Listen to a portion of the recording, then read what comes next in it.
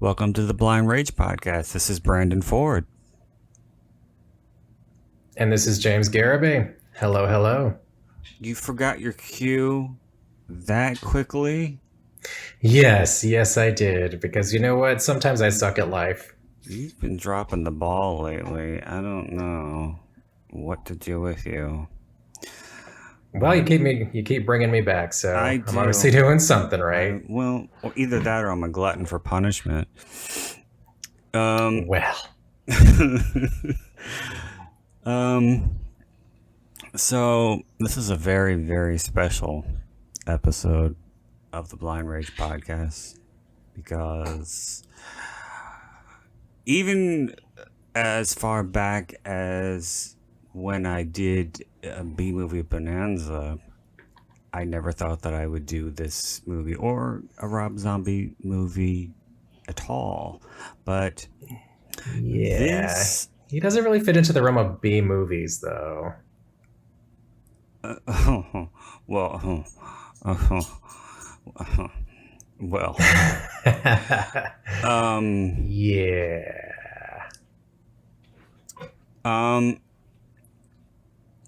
but I think I've been very verbal about my feelings about him and his movies.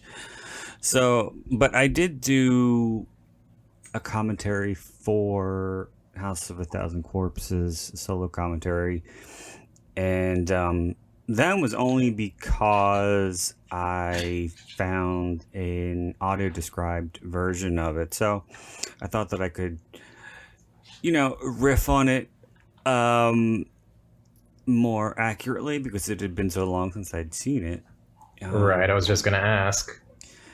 Yeah. So, what'd you think the first time you saw it? Let me ask that. I kind of deluded myself into thinking that it was good because I wanted to like it.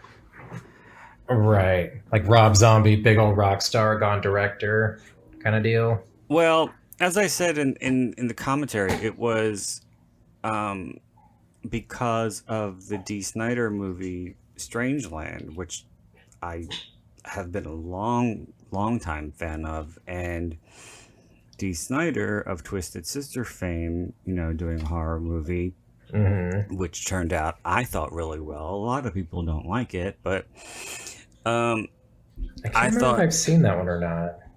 Oh, I think you'd remember if you did. The visuals. I smoked a lot of pot back then. Well, the visuals of people's mouths being sewn shut kind of stays with you. Fair enough.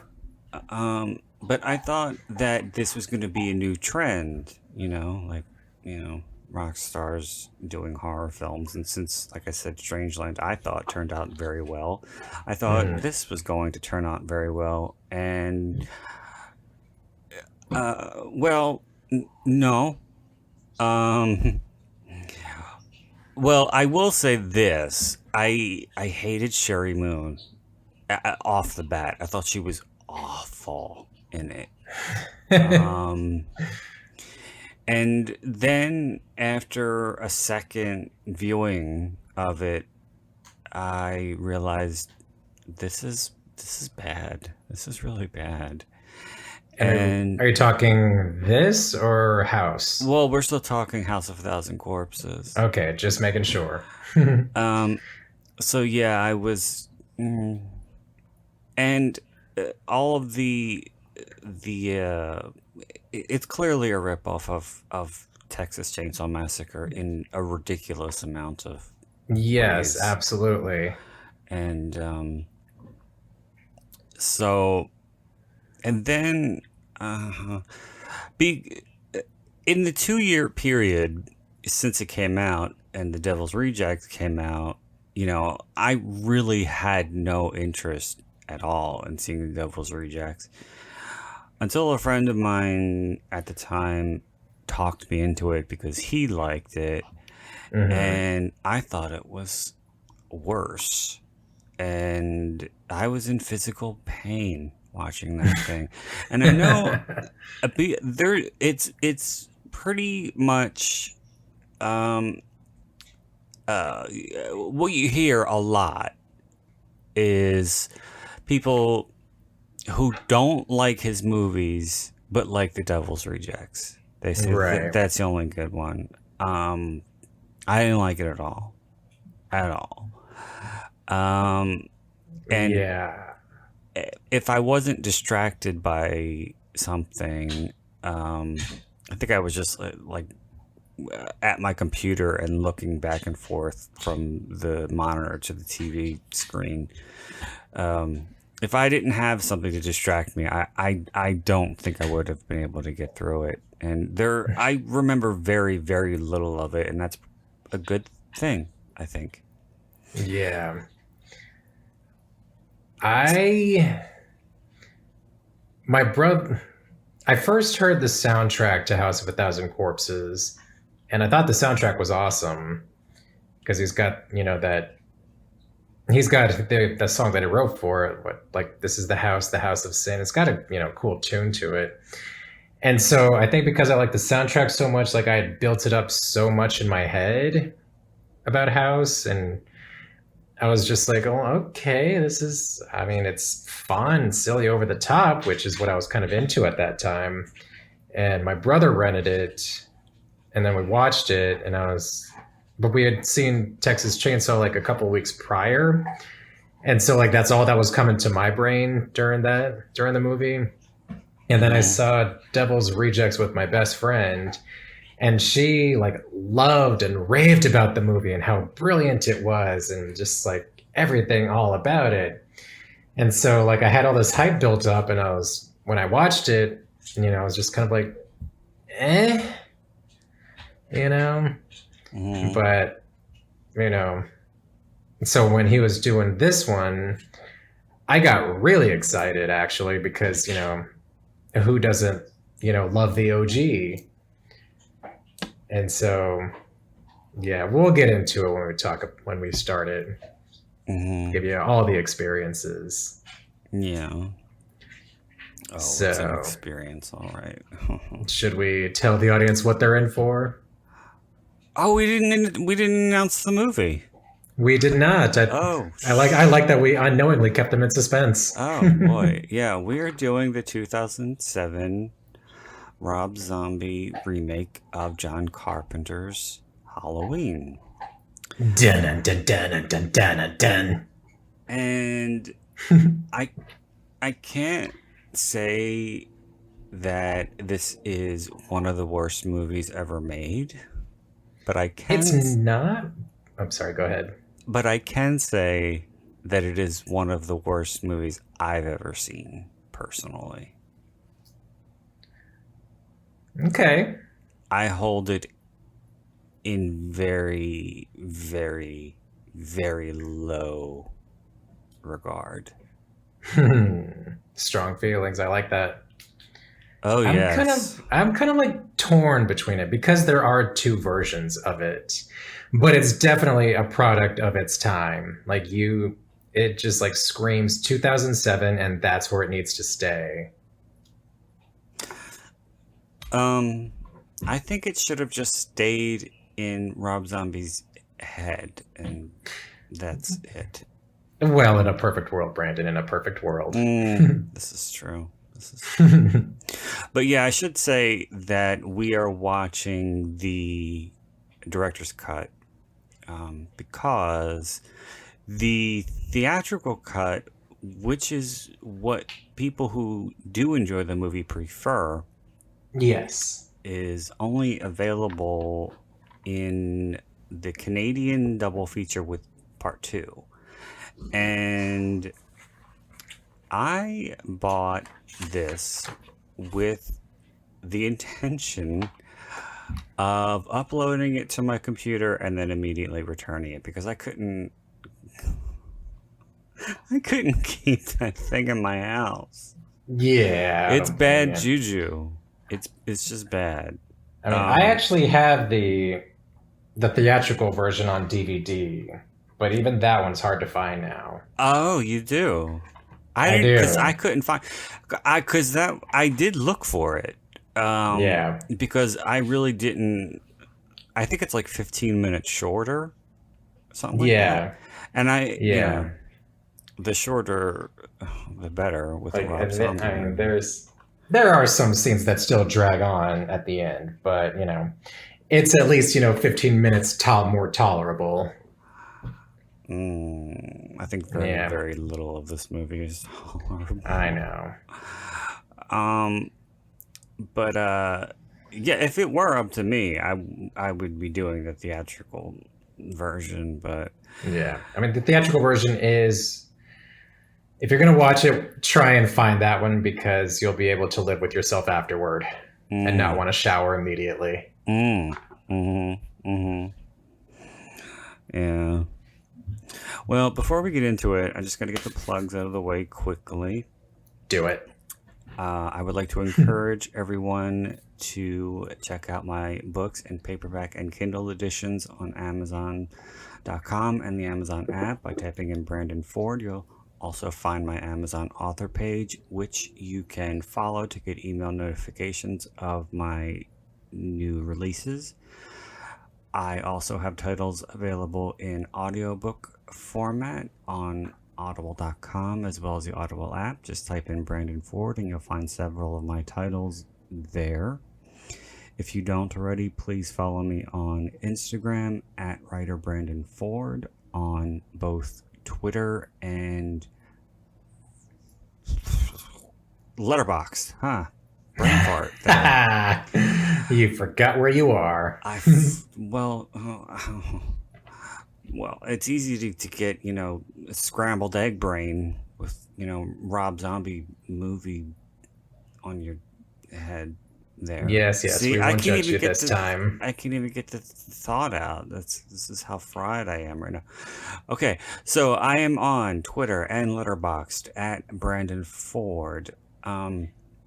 You can email me directly at blindragepod81@gmail.com if you have any questions, comments, concerns, critiques, suggestions, recommendations.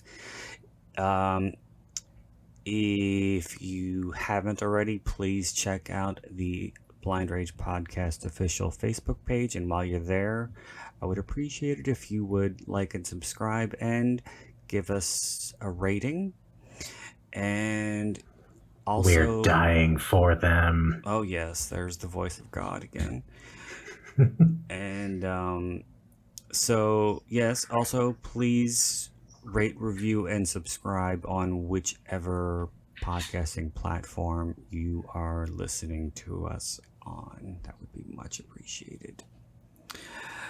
Okay, so Shall we? unfortunately, we shall.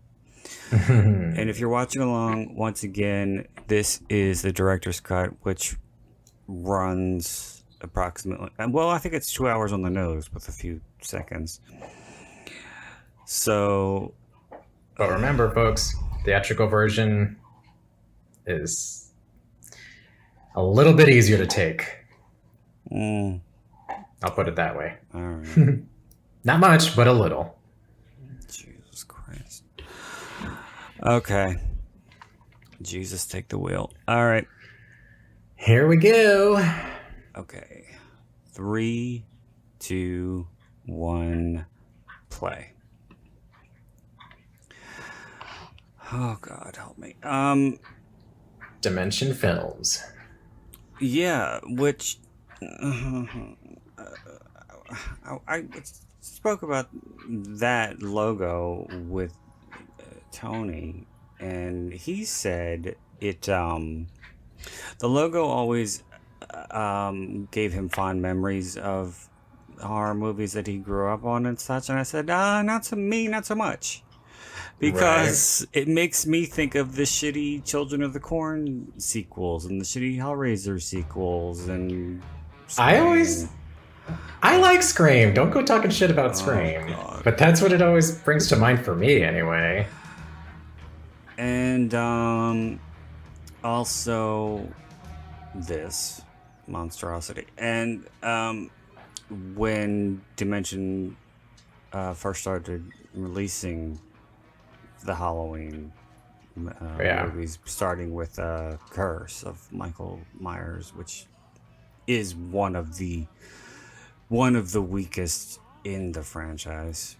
Oh, absolutely. I really don't even. I don't know. I do and I don't count that one. Mm, But on to this one. yeah. So we're getting Michael's backstory, which fine, whatever. But I don't know. I have mixed feelings about both of them. Okay. Yeah, like I let. We're so early into it. I don't want to give it all away, but I mean, I'm sure if you watch this, you probably watched it already. At least I hope you have. But I I don't want to say but I can take the theatrical version because it doesn't have that scene at the hospital. Like you actually see Michael breaking out, which is great. But also, like, fine. You want to give, our psychos a backstory, great. But with the directors, like, you don't need to give the whole psychoanalysis aspect of it. Like, we don't care. We just want to see Michael fuck some shit up in Haddonfield. Is that too much to ask? No, I don't think so. I think it worked in the original. Um, but Rob had to white trash it up because Yeah, mm, it's just like his movies are a one-trick pony. They're just vulgar, they're over the top, they're white trash, and and I'm sure like these actors are delightful people. Like at least with that's the how I like to see it exception in my of head. Sherry But Moon. yeah, but I mean, William Forsythe there wasn't he like the hot thing back in the '70s? He is a very accomplished actor. Yeah. A lot. Well, hello, Chucky himself is in this, and we have. Oh, I think the two actors I feel sorry for the most in this one are Dee Wallace, who I consider to be a national treasure, Of course, such a sweet woman. and Danielle Harris. Yeah. Um, I think the material is so far beneath their talents. Oh God. Yeah, Um, seriously. and I mean, I get it. You got to work, but it must. I mean, D has done a few of his movies, so Yeah, this Lords of Salem, and she was in Three did from she do? Hell. Was she in 31 as well? I didn't see that one, but I I didn't see it either, but I I don't don't know. I don't think so. Yeah, I mean, she doesn't. The funny thing is, I met her at a Texas Frightmare one year. She had a panel Oh, you with some did? folks from what was Wes Craven's movie, The Hills Have Eyes, and the Michael Berryman was there too. He's a really nice guy. Anyway, back to Mm. Dee Wallace. I asked her like, she said that she doesn't like to watch horror movies, and I got up and asked, and I was like, so like, if you don't like watching horror movies, like, what is it about them that you enjoy making? And she said that she just like she loves the experience behind making the horror movies. Like because they see they're not they're not taking it as seriously as they would like a drama or a comedy or whatever kind of movie. It's just like the horror movies are the movies where they can play the most, I guess. Right. So that was really cool of her. But so I mean, they probably had a lot of fun making it, but it's just the movie's just itself. I don't know. I want to say this real quick. In preparation for this commentary, I listened to Rob's commentary on the DVD, and as far as accomplished working screenwriters are concerned, I Mhm. think he is about, well, I wouldn't say on par, but I think Eli Roth is like maybe a notch above him as far as talent goes for writing dialogue. But I thought it was very interesting and very telling because in the commentary, Rob addressed the foul mouths on the kids. Mm-hmm. And he said, that's the way kids really talk. That's the way kids that I grew up with really talk. And that's exactly what Eli Roth said about the homophobic dialogue in the Hostel movies. Mm-hmm. So, yeah, I guess Um, moronic minds think alike. I don't know. Um, I mean, but it's just that's the thing, like to generalize it all because it's like it's not how everyone talks, like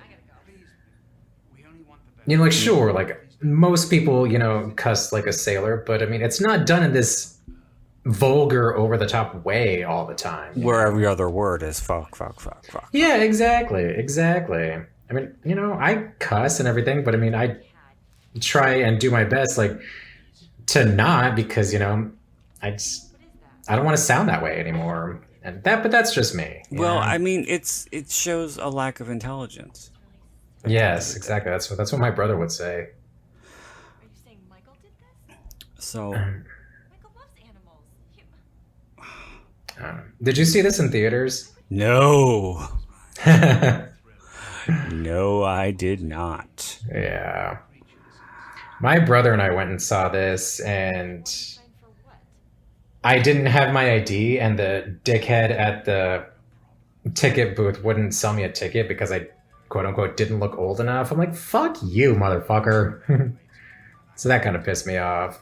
But we went to a different theater and watched it. And I really liked it the first time I saw it.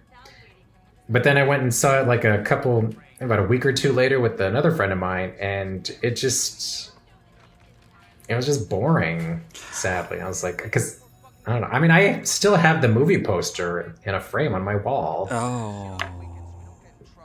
but I mean, it is a badass poster, despite the movie. But I don't know. Um, And that's the kid from Spy Kids. yeah. He's gone on to do other stuff. He's still acting. I think so. Yeah. Doesn't he like do a lot of TV now?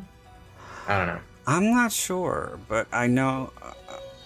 I, I, I did look him up not too long ago, or I heard about him being in something recently that I can't remember. Right. But a couple things, or a few things, well, many things that I thought Start at the top. that I thought were interesting in the commentary was Rob really didn't know how to work with actors because he said he had a lot of trouble getting the actors to stay in the moment. There was a lot of breaking up and he couldn't get the performances that he wanted, and it took a lot of takes. Right. And that's telling right there. But also in that opening scene with the baby crying, Mm-hmm.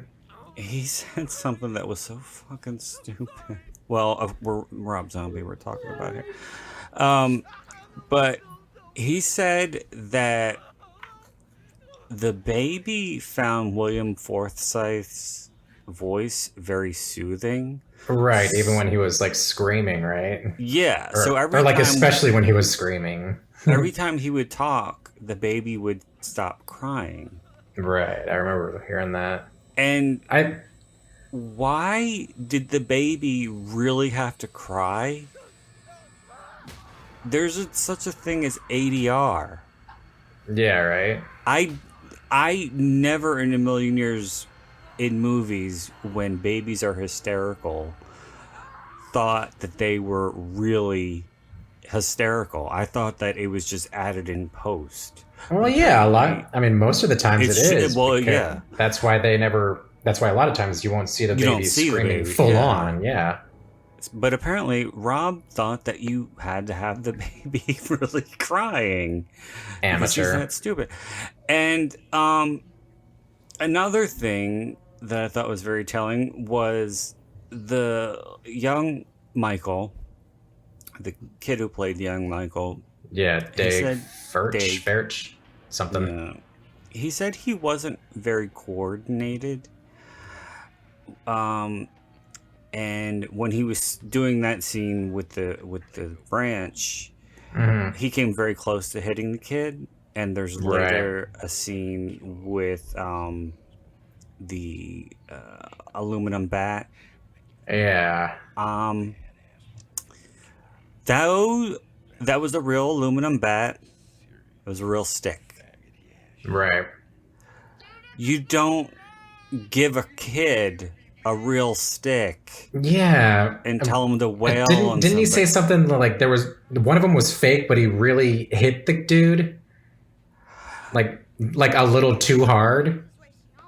Yeah, I thought I I remember don't. hearing that in the commentary. Like they use the real one, for certain shots, but when he's like the first initial hit, I mean, I may be wrong, but I thought I remember him saying that he really hit the dude with the fake one, but he hit too hard that it still kind of hurt. I don't think so. I don't know. I'm Maybe pretty that was just sure. kind of a Mandela effect thing. I'm pretty sure that the stick was real and it was supposed to be choreographed in a Right. certain way where he didn't really hit the kid.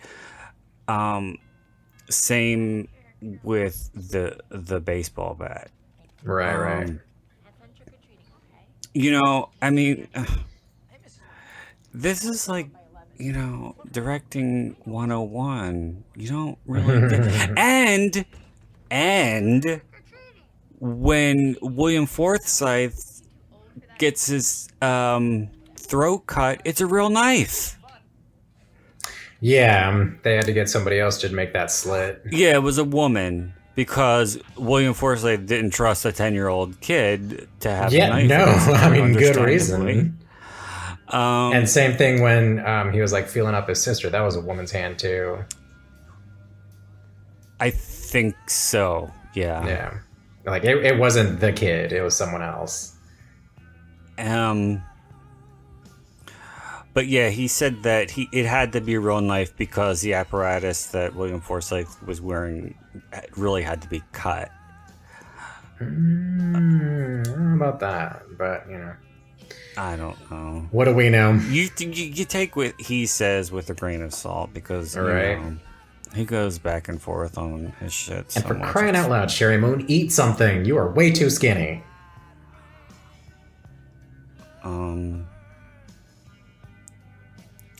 And Okay, I just got to say this. I used to have that mask when I was like 3. Yeah, I know. Just saying.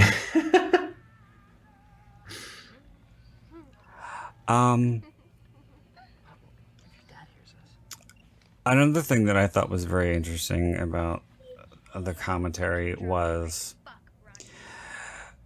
he said that he didn't intend for this whole opening or the backstory to take place in the 70s. He wanted to be more ambiguous.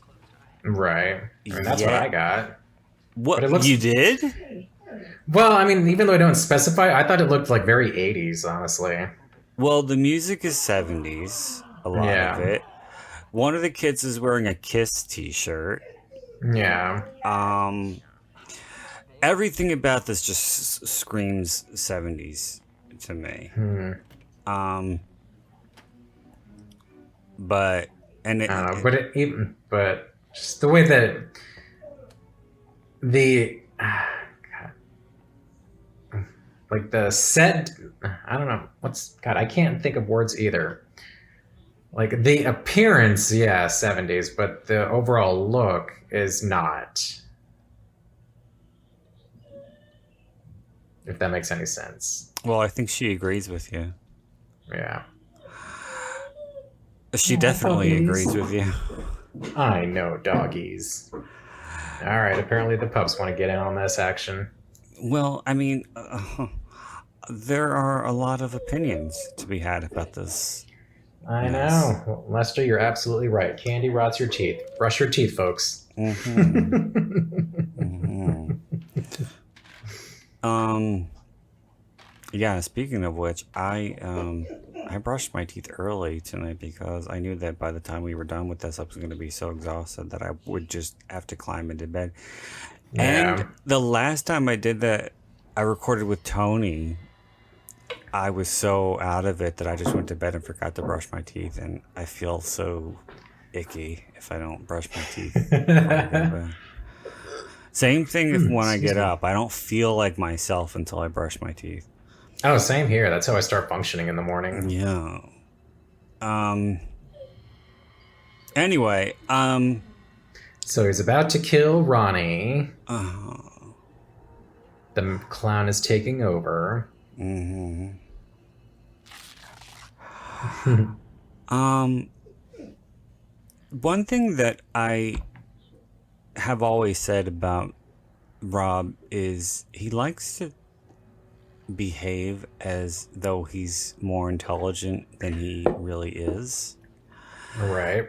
And if you listen to him doing interviews to um, promote an upcoming release, um, he likes to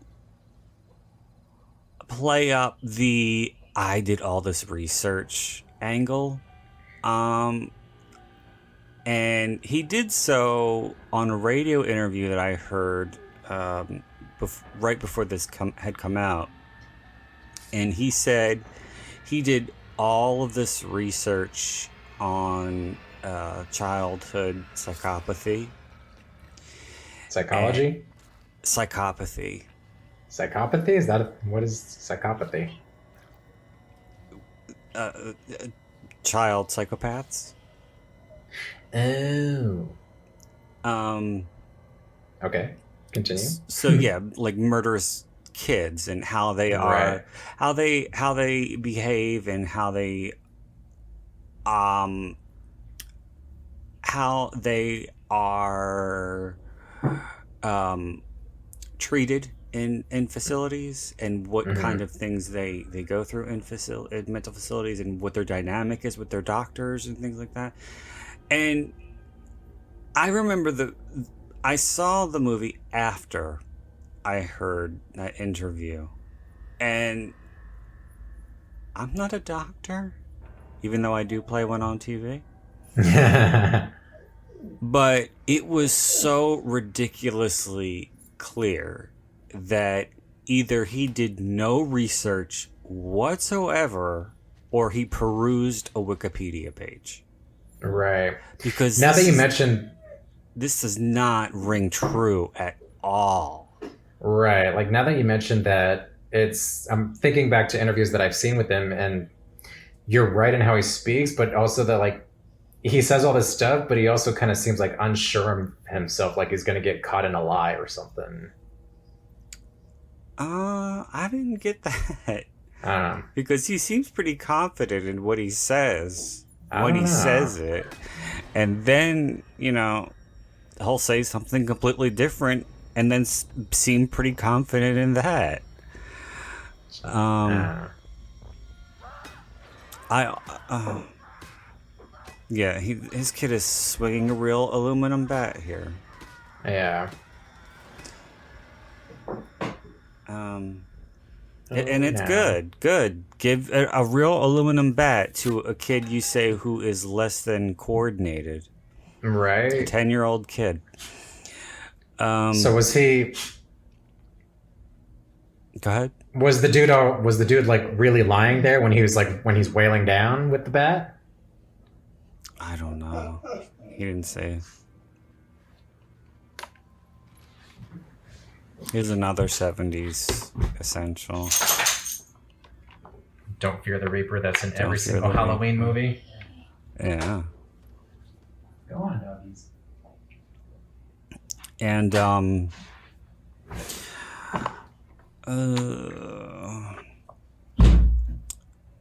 couple things that I thought were consistent as far as things that he said about the original film were, I mean, in the documentary that you turned me on to, and it's a really really good fan made documentary that I highly recommend everybody check out. It's on YouTube. It's called "How Rob Zombie Ruined the Halloween Franchise," which is a very on the nose name, I must say. But yeah. So I think I lost my train of thought.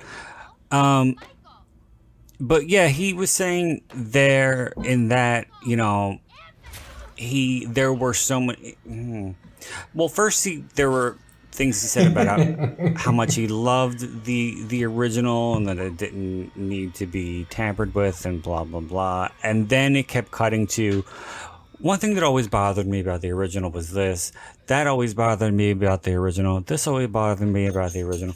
And then when it came out, he did an interview on The Tonight Show or something, and he kind of disparaged the original as far as its dialogue, which is laughable, him disparaging somebody else's dialogue. Yeah, seriously, like it was the freaking 70s, dude. Like that's how people talked. Well, and the dialogue was actually written by, a woman. Well, no, it wasn't that, believe it or not. It was Dr. Loomis's dialogue that he had a problem with. Really? He found it bland and boring, and he actually called it nonsense. Well, that's not cool. No, it's not. Like, don't trash talk a movie that you're gonna remake. Like, that's not cool. Well, I mean, he trash talked remakes in general before he did the this. irony. And said I would never want to do a remake. Remakes are totally unnecessary. If a movie is already good, only remake shitty movies and blah blah blah blah blah. Cut to Rob Zombie is writing and directing. And what I think was also it was just for money, right? Like they paid him a buttload to do it. Yes. Money talks, people. But again, he's getting back to the YouTube documentary. He was putting down remakes in general and saying how unnecessary they were because all of these classic films had been this was, this was like, well, go ahead. Texas Chainsaw was 2003, so this was like one of the first big ones to be made. Because Texas Chainsaw was always like kind of a hidden gem in a sense. Like, not everybody saw Texas Chainsaw, but a fuck ton of people saw Halloween. Right. So that is because Halloween has been on TV so much. Yeah, exactly. I don't think I've ever seen Chainsaw on network TV. But Halloween, no, yeah. Halloween. Like this would come on Late Night USA for crying out loud. That's like one of the first times I ever saw it. Yeah, same here. So for this to be made, and yet he's gonna talk smash about his own movie. I don't know. It's just ironic, I guess. Well, Um. Kind of forgot where we were going with that. Yes. Um. Movies not needing to be remade, first ones. I don't know. Oh, I know what I was going to say. And this was in the YouTube documentary. Again, he looked on his nose at remakes in general Mm-hmm. and said that they were completely unnecessary when it came to good films. And cut to him talking about a meeting with execs at Dimension, and it The wasn't. Weinstein brothers. I guess I don't think he said, but I would assume. Yeah. I would rather even not say their name, um, for obvious reasons. Yeah. But he said that he met with them with the for the purposes of discussing doing something with Right. Halloween, whether it was a spin-off or a sequel or whatever. And he said he came up with the idea of doing a remake. Mm-hmm. I mean, Jeez. the OG hypocrisy is, yeah. is staggering. Is this the scene where he kills the nurse? No, not yet. They're just getting started at the hospital. Loomis is like interviewing him for the first time. Mm, The table scene. And he's asking him about the killings, and Michael's just like, no, I didn't do that. oh, God. I mean, psychologically, like, it's fascinating and terrifying to think about. You know, like a kid who murders his entire family and doesn't even realize he did anything or even thinks he did anything wrong. But like all of this expositional stuff, you know, like what's going on inside Michael's brain, like it's unnecessary. You know, like we don't, it doesn't need to be there. It just adds more time to the movie, you know? And like, and I'm fine with an hour and a half horror movie.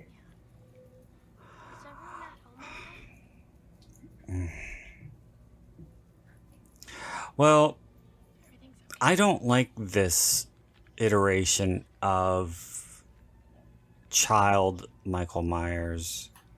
Um, I like um, the way he changed after he killed Judith in the original, where he just went completely catatonic and refused to speak. And Dr. Right. Loomis tried and tried and tried to get through to him, but he couldn't. Right. And now you look at this one, and they're having these casual conversations like they're best friends, and it's like, huh, this isn't working for me. Yeah. I mean,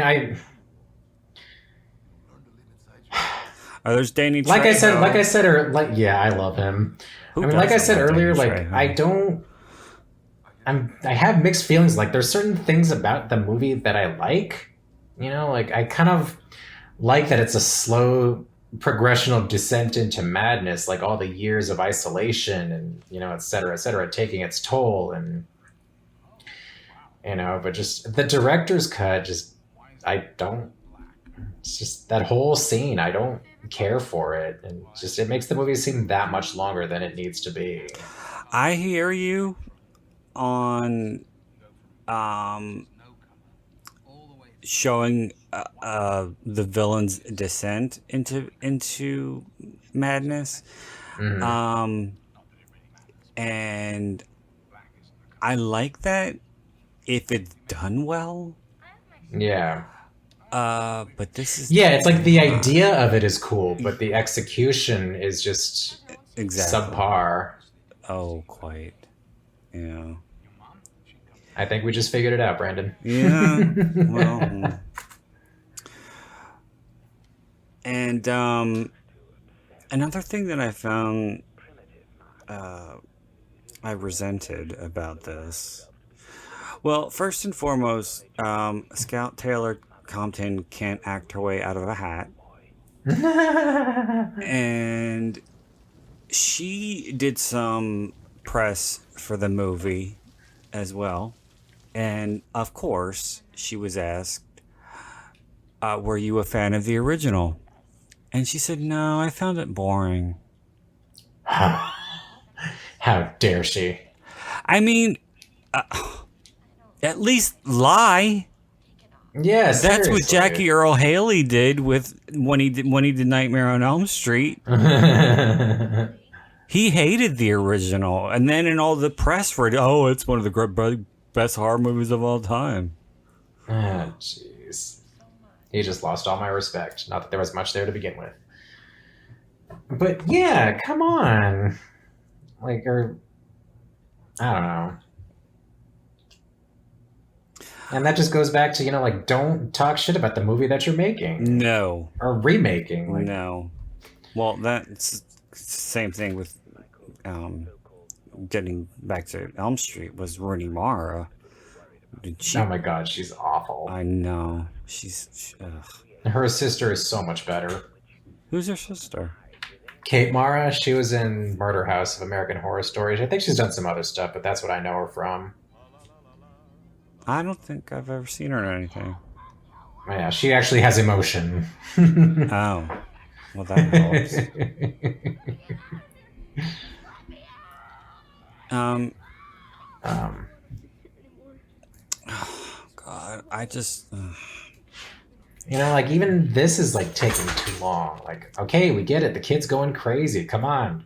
Fast forward to the future already. Yeah. I mean, the first time I saw this, I was like, I just want to see Danielle Harris. I know. She's awesome. She is so good. And when I heard that she was going to be in it, I was actually hoping that she would play Laurie. Like, how fucking awesome would that have been? Well, she's a hell of a lot more talented. And I generally don't like child actors. Because they tend to be awful and they're only as good as their director. But in Halloween 4 and 5, say what you will about them, because I know 5 gets a lot of flack. But her performance is excellent. Oh, yeah. She is so believable. 5 isn't my favorite, but I love 4. And you're right. Like, she carries those movies. Like, her performance in both of those is just amazing. And she was so young. She was so young. I know. And for a movie that demanding to do that well, like, that's amazing. Well, and because, she's a very talented, incredible actress, I think she made some of this nonsense work, especially during the scenes when she's screaming. Like, it's gut-wrenching. It is. Blood curdling. She's, along with Dee, she's one of the few saving graces of the film. Yeah, I always feel so bad when she goes. I know. How could you kill Dee Wallace? Come on. She's a national treasure. But I actually read today that Emma Stone actually auditioned for Laurie. I remember hearing that. When I saw it, I was like, what? No. Like, in another universe, like, she played Laurie, but then I was just like, that would have been a total different movie, but she's way too good for a Rob Zombie movie. Way too good. Like, she knew. Way too good, yeah. I love Emma Stone. She's very fast became one of my favorites when she came around. Yeah, she's fantastic. Oh, sorry, Ella.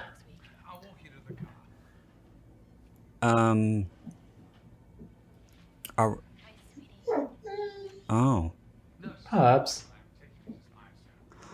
Come here. This bitch nurse. You feel bad for her in the theatrical version, but you don't feel bad for her here. Yeah, this is Sybil Danning, I believe. Wasn't she on a TV show way back when? I think so. She was in, I think, The Howling 2. Um, but she's I never been. saw those actually. Oh God, you're not missing anything. Um, the first. I think I talked about either I talked about this with you or with Yeah. Jed or somebody. But yeah, the first one hasn't aged very well.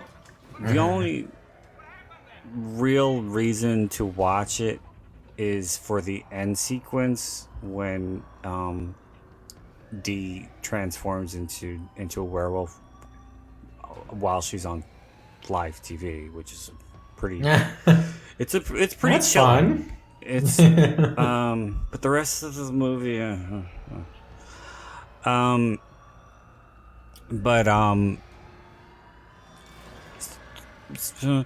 so one of the things that Rob is known for is getting um actors who were once in their prime and bringing them back into the Right. spotlight, like with Sid Haig and stuff, Hmm. or actors who are known for other horror movies. Right. For Like some like credibility, I guess. yes, but it's. I think um that's shows more of his hackneyed attempts at being taken seriously, because that is something that um,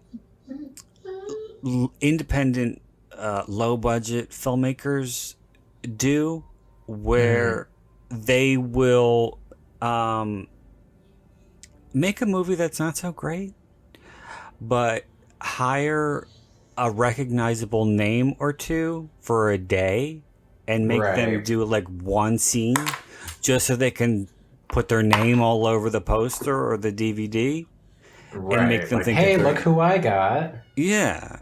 And because Rob has more money, he's able to hire this whole ensemble of like Ken Foray and Right. Danny Trejo and Dee and all the others. And Adrian Barbeau, who Oh we don't God. see. Well, I think we do. I can't remember. I think we do see her in the director's cut, but I mean, it's Oh, a very minute scene. oh, poor Adrian Barbeau. Oh, this is But so beneath her. oh, Danny Trejo, we love you, buddy. Come back to Austin. Yeah. I've heard he's like the nicest guy in the world. He came into the bar that I was working at a long time ago, and I was standing at the service well waiting for a drink to be made.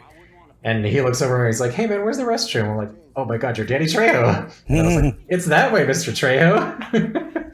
And he's tiny. Is he? Yes, like I'm 5'11". He's about like 5'6". Shut the fuck up. No, I'm not kidding. But even then, like I was so starstruck. I was like, "Oh my god, that's Danny Trejo! Holy crap, that's Danny Trejo!" I never would have thought that at all. Yeah. But yeah, even just from that one small interaction, such a cool dude. He was like, "Thanks, buddy." I'm like, oh my god, he said thank Yeah, you." and when you hear him in interviews and stuff, he seems very down to earth.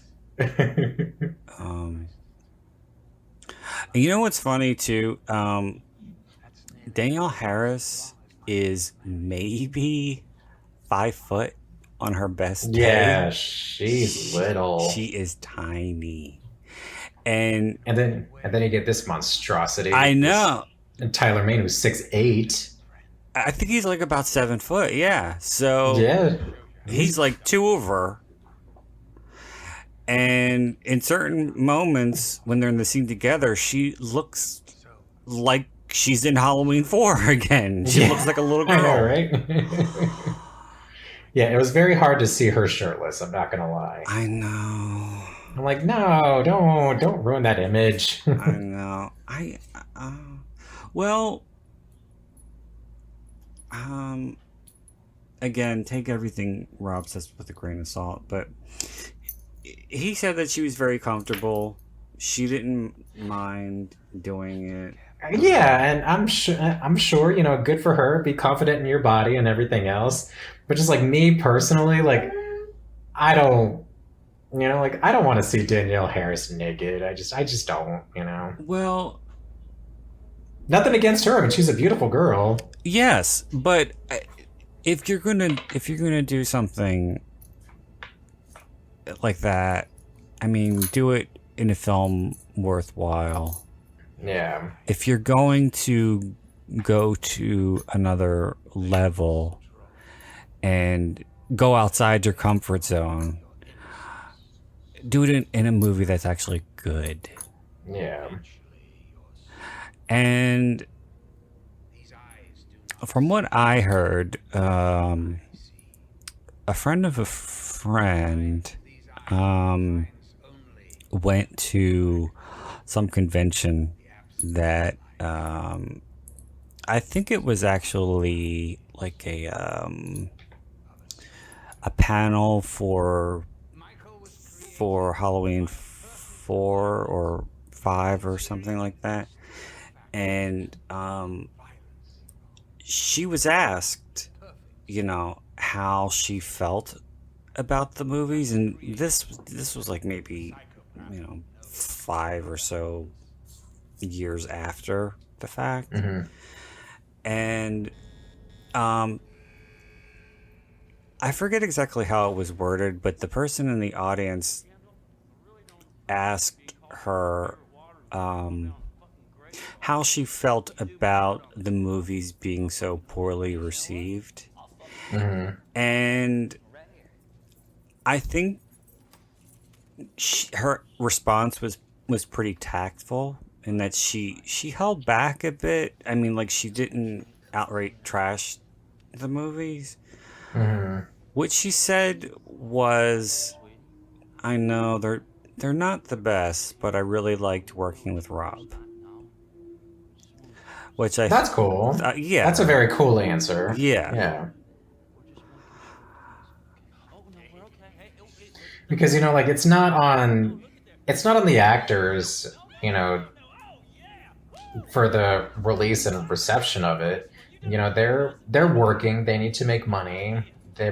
And they're just taking the experience for what it is. Hmm.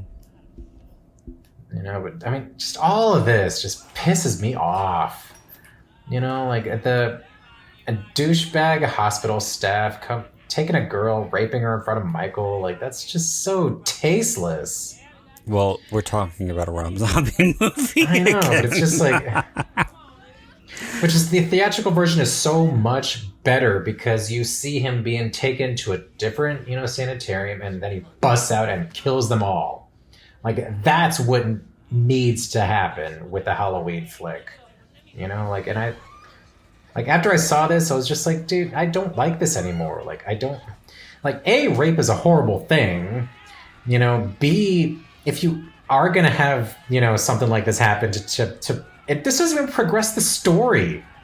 But like if you are No, gonna do it in a movie, like there are ways to go about it. it's there This just to is be there. just yeah, like this is horrible. This is fucking horrible. Like, and he says in the commentary, "And oh yeah, she was a trooper. She went all for it." It's just like that's horrible. Like that Mm, is so degrading to women all around. What I like is mm, pumpkin mask. God. You know, I'm sure like that yes, great. was. He kills them. They freaking had it coming. But it's just like yeah, of course they're gonna die because you hate them. The theatrical version, it's just these cops in transit just doing their jobs. It's a little more tragic because they're just doing their job and transferring a patient. I didn't realize there were that many differences between the director's cut and the theatrical cut. Yeah, like the two attendants in the director's cut now are dead, and then he just goes on a rampage. Mm. But it still breaks my heart seeing Danny Trejo die. Yeah, that was it was funny too. An interesting anecdote in the commentary was um, uh, uh, what was his name? Tyler Maine. Tyler Maine. Yeah, Yeah. he said that when he was drowning him, you know, uh, he was apprehensive about holding him underwater. He Right. didn't want to, he obviously didn't really want to drown him, and Yes. he kept trying to pull him back up, Hmm. but Danny was holding on because I guess he wanted the take to go on as long as he could. Right. Um, so yeah, Tyler was trying to pull him back up, and Danny was like, "Not today. We're gonna get through this. I'm gonna stay He's under like, as no, long as no, I I'm. can." He's like, no, no, I'm good. I'm good. I'll let you know when I'm not. Yeah, pretty much. Interesting. I don't know if I told you this, but did you just burp on my podcast? Is that what you just did? No. Oh, you're gonna blame Nala? Is that what? Is that Yes. okay? Um, I don't know if I told you this before, or if I told somebody else. But Tyler Maine is on my Facebook. I don't. Really? Yeah, I don't know why. Cause I didn't. I wasn't so invested in the movie that when it first came out, that I looked up who played Michael Myers Hmm. because I really didn't care. Yeah. Um, but I think he actually added me. Um, and Hmm. I That's cool. I don't remember because I didn't know who he was, Right. and he started messaging me, and I just thought he was another fanboy Right. and just wanted to talk about horror movies and stuff, and I don't think he mentioned Halloween at all. Um, Huh. but he was talking about he was talking about horror movies. This was so long ago that I barely remember, so forgive me. But he was talking about horror movies and asking me what kinds I liked and things like that.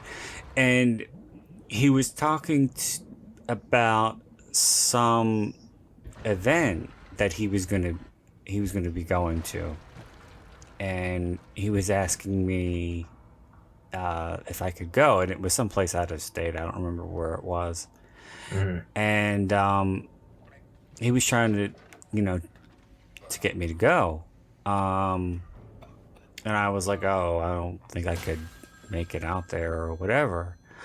Um, but we didn't have a friendship or anything like that. We just had a few pleasant exchanges, and he seemed like a nice guy.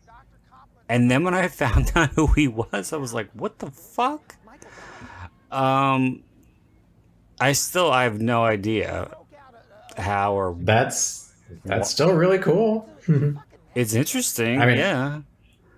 if it really was him, That's true.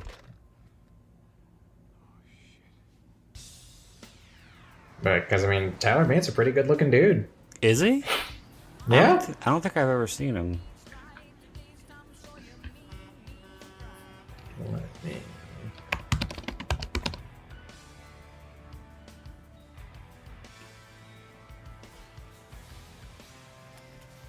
Isn't this another '70s song? Yeah. He's kind of got that biker look, dude. Oh, like a scruffy beard. Yeah. I actually think it's kind of hot.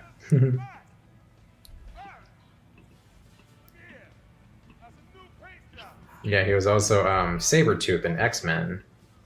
Huh. The first one. Rob said that he was very uptight about anybody else wearing the suit and the mask or playing Michael Really? in general during the making of this because he took it very Ha. seriously.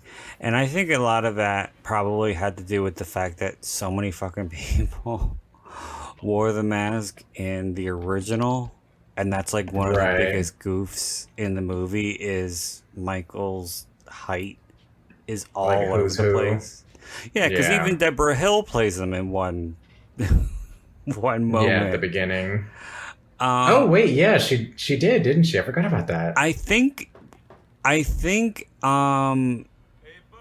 she plays him in the scene when he's coming across the street and Lori's can't get the keys out of her pocket and she's Mmm. trying to get Tommy to open the door. I'm pretty sure Right, right. that was her there. Ha. Um, but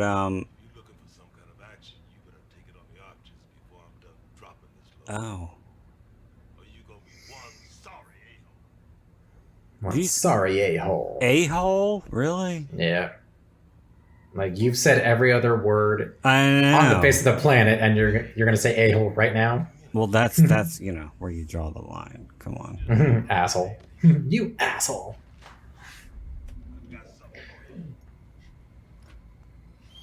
Every man has his limits. Like, yeah, I would be terrified to see a guy a whole almost foot taller than me wearing a freaking jack-o'-lantern mask. That would be terrifying to me. Yeah, and Ken Foray's a pretty big guy too. Yeah. Like, they're almost eye to eye. Almost.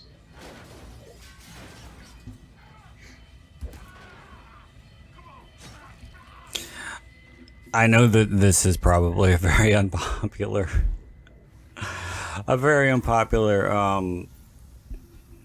or a hot take, we'll say, but a lot of people, obviously know and like him for Dawn of the Dead, Hmm. which I was never really a fan of. I always liked him for Chainsaw 3, which one of the I'm one of the only people who actually likes. Chainsaw 3. Was that New Generation? No, No, that one was 4. I don't remember part 3. I might have been really stoned when I saw it. that one has Viggo Mortensen. Mmm. Okay, that sounds familiar. I still don't remember it. It was a long time ago. All right, so here we are in the Strode household. Dee Wallace and all her goodness. Mm. She was so sick when she did this. Was she? Yeah, she had a really, really bad cold. Aww.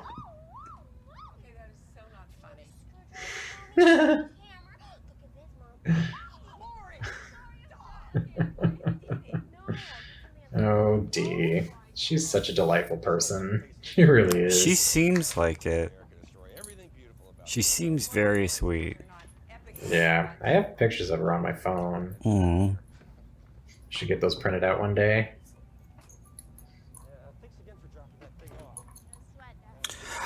So now we're getting into the very first OG part of the movie. Lori taking the stuff to the Myers house. That's a cool hoodie. Okay. One thing I'm trying to find saving graces. What can I say? One thing that Rob said in the commentary that I actually did agree with, one of the only things he said that I agreed with, was why is she so mean to Tommy? I don't understand that. But he said that he wanted to make Lori a little more contemporary because he couldn't make her have Scout play her the way Jamie Lee Curtis played her because she would have came off as Amish, which Right, I and thought was a pretty astute observation. well, yeah, like nobody could do what Jamie did, you Yeah, know. So I mean, if you're gonna have a new Lori, yeah, give her the chance to kind of make it her own, I guess. yeah, and the original Lori was such a goody goody, Yeah, and she was very prudish, yeah, but I, like that's kind of how it was, especially for the for the '70s. '70s, yeah, for sure. You know. I mean, we've talked about this. Like, Alice changed what it meant to be a final girl. Mm-hmm. So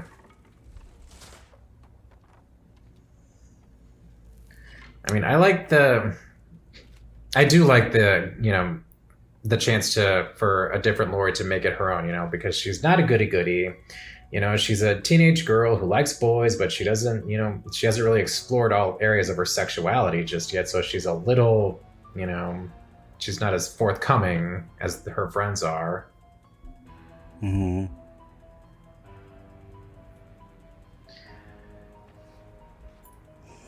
It was But funny, just, and it's funny in that documentary when they were talking about, or the guy was talking about latex and how it rots, and how mm, there's no way in hell that mask would have been intact.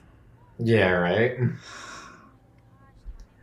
I mean, I do like the look of the tattered mask. I don't. Like I really don't.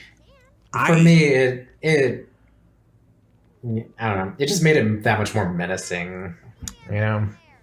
Because I always try not to like compare it so much to the original and try to well, see it as its own thing. the mask is well, with the exception of part two, Yeah, when because half of it's it gone. it was the same mask, but it was so weathered and tattered and yellowed. Um, Yeah, but yeah, it's a different mask in every movie. There's a slight difference in all of them, but with this one, I don't know. I mean, I got too many Frankenstein's monster vibes from this it didn't mask. do it for you. No. Fair enough. Excuse me. Sorry.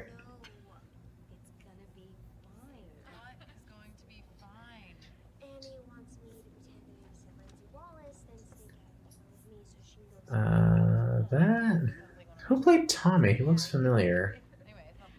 I have no idea. I Oh, don't. huh. Wow. That's the kid from Santa Clarita Diet with Drew Barrymore and Timothy Oliphant. Oh. Well, that's fun. Huh. He got started young. Good for him. I Oh, don't like God. the way the whole thing with Lori um, taking over babysitting duties so that Annie could fuck around was Right. premeditated. Yeah. I thought it worked better that Lindsay was forced upon her, and she couldn't say no. Right. Like it was something that was just happened last minute. Mm-hmm. Oh, and then you get these guys. Udo Kier. I wanted to get his autograph, but he was fucking expensive. Really? Yeah, like really obnoxiously expensive, like over 150. Um. But I think that was for like the combo. But even for an autograph, it was still over 100. And I was just like, nah, dude. Like you're awesome, but I'm not spending that money to get Yeah. your No. autograph. No. Like I have a lot of respect for you, but no.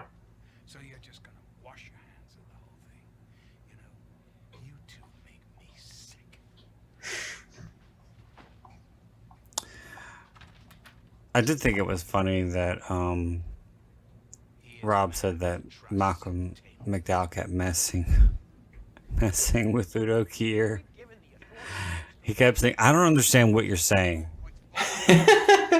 He kept because his accent, because of his accent. He kept saying, "I don't understand a word that you're saying." Well, isn't Malcolm British? Yeah, but Udo's German. Yeah, that's a little thicker. We don't know where he's going.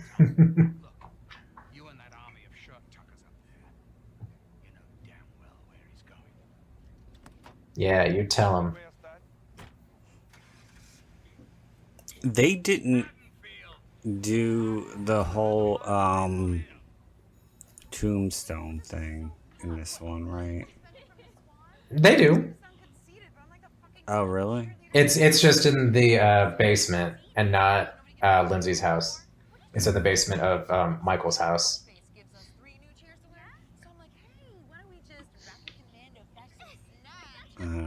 I always had an issue with that with the original because it really didn't make a whole lot of sense.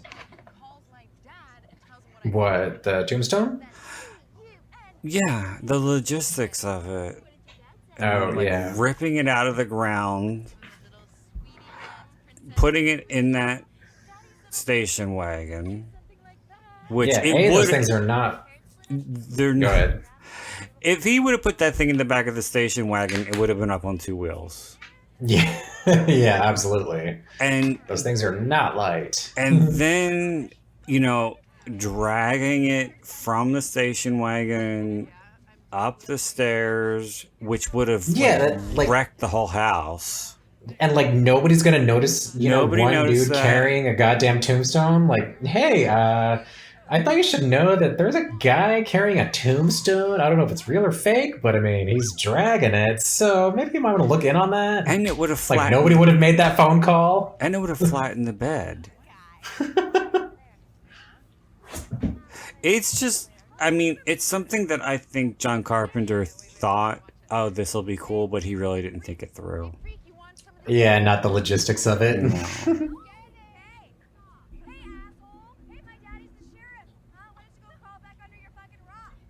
You tell him, Danielle.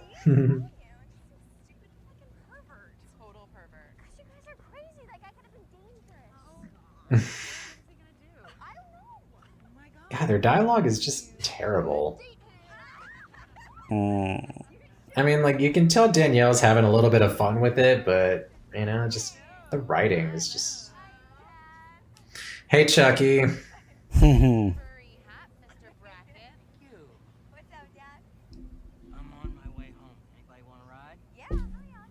Yeah, I can't. I just can't. The great Mr. Brad Dourif. He will always be Chucky, no matter what he does. He's Chucky. What's that voice? Yeah, he was in an episode of Once Upon a Time, and I was just like, oh my god.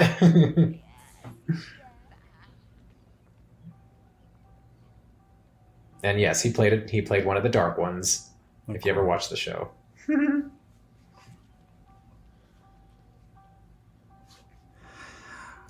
Oh, so we haven't asked, what have you been watching, Brandon? I really haven't been watching anything. I recorded with Tony a few days ago. So I ran down the list of things I've been watching since then. But I haven't gotten around to anything new, but I did download some new stuff from the Audio Vault website that I haven't gotten to yet.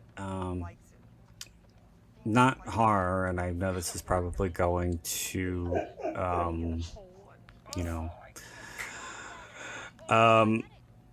take away any of my horror credibility. But I did download Dear Evan Hansen. I've been wanting to watch that one.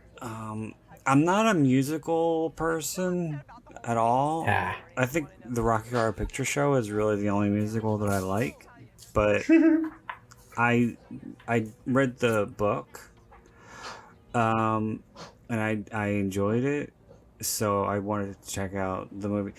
Um, it was interesting because it was originally a Broadway musical, and then because I guess it was so popular, they decided to novelize it.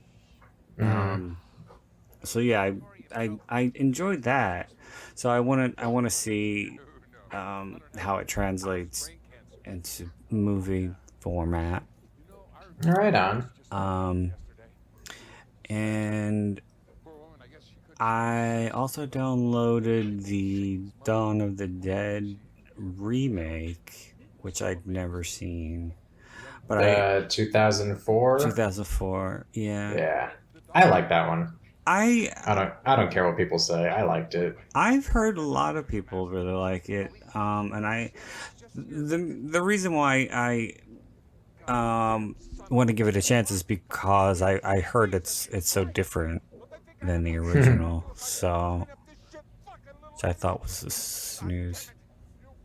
Ah, yeah, it keeps you interested. This is some really over the top acting. Rest in peace, Mr. Haig. Yeah. Yeah, see, that's sad. I don't want to see a dead dog being like looking all sacrificial. Mm. Well, that was one of the things that I always thought was weird about the Michael Myers character was that he ate dogs. Right. What the fuck? When you're hungry, you gotta eat.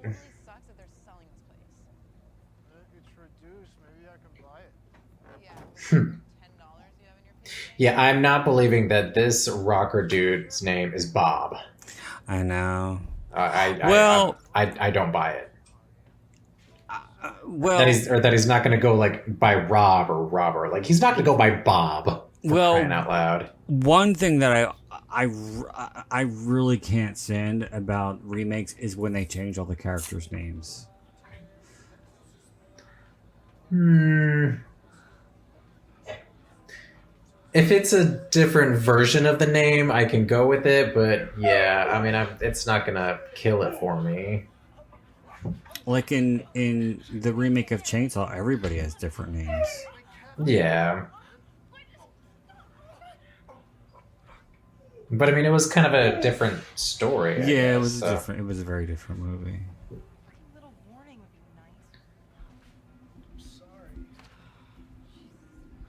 But like, I don't know.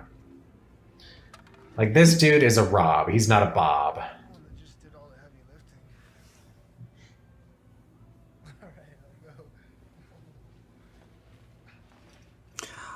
I think this was another one of those things that happens a lot in which um they the two actors they know each other prior to Yeah. this, they were friends, and then doing the sex scene was really awkward Yeah, I bet. because the same thing happened again going back to Strangeland. It was a sex scene like between a teenage couple, and they had dated Hmm. prior, and then they had to do a sex scene, and the same thing happened with Jason Goes to Hell with the famous tent scene where the girl gets split in half. Really? They were friends? They had dated, Oh, I didn't know that. and they both got hired without knowing. And then it's like, Good okay, you gotta do a lord. sex scene with your ex. That's not gonna be too awkward.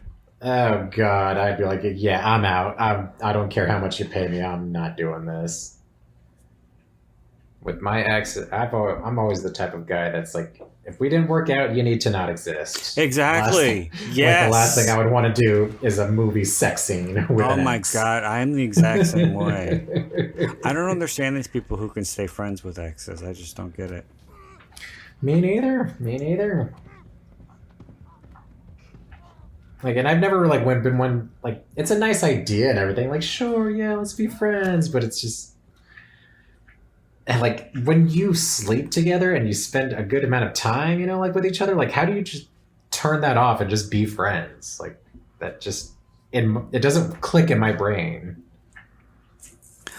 Well, I always had negative experiences with exes. So, I mean, it's kind of hard not to think of this person and remember how they fucked me over. All right, fair enough, fair enough. I mean, I've had a couple of exes. It didn't end horribly. It just, the relationship was over. We both knew. And then there was like a time or two that we would hang out, but I mean, that was it. I think it was just too awkward for both of us. Okay, enough. Joke's over. I think that's more common in gay culture where exes stay friends. Ghost, hand me my beer. But I think a lot of the time it turns into a fuck buddy situation. So. Right, right. Why do you have to become such a fucking jerk every time we do it? You think you'd be great if I let you touch me with that thing. But anyway, you're not a zero, you're a fucking Put some clothes on, bitch. five or something. Whatever. What'd you do to this beer? With all of the profanity in this movie, I don't buy that you would call him a jerk. Right. I mean, like that would have that would have been a part to say asshole. Yeah, I mean, like he uses every single swear word under the sun, and then he comes up with a fucking jerk.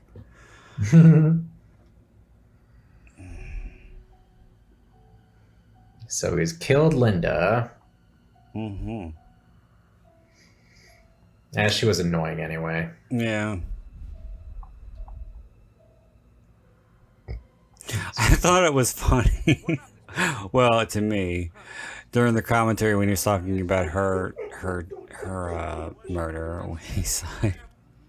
he said nobody likes being strangled while they're naked, and my first thought was, well, some people do.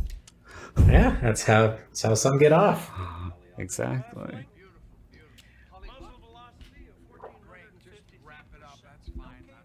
And here's a Mickey Dolenz. But it's not cool if you don't have a safety word or you don't listen to it. Was that all he did, Mickey Dolenz? Just that like 30-second scene?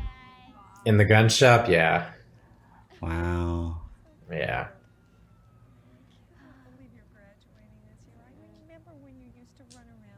Yeah, I thought Adrian Barbosi was in the director's cut, but it hasn't happened yet. I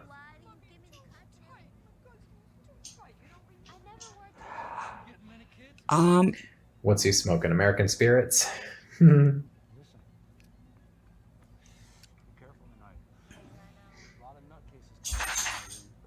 Aren't they the ones that are supposed to be like natural?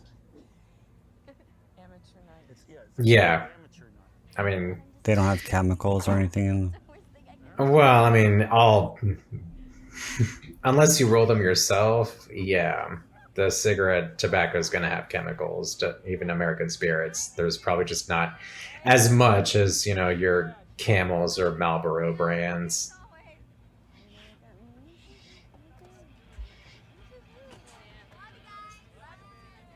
But yeah, regardless, smoking is bad. It's true.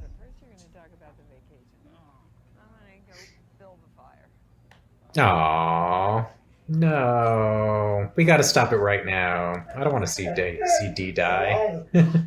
Neither does. Try saying that 5 times fast. That was Lester. Yeah, Lester doesn't want to see it either. But I mean, I will say it is pretty creepy how Michael just comes out of nowhere. And then she's just like, is that my husband dead on the ground now? Have you seen Halloween Kills? Not yet. Oh, You? unfortunately.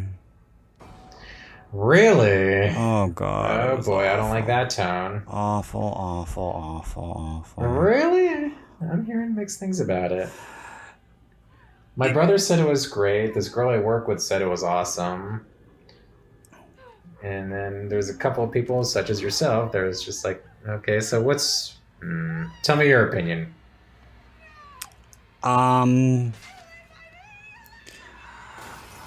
Oh boy. I thought there were a lot of very cliched moments, horror cliches that have been done 10,000 times before. So, I.e., right, so it's nothing original.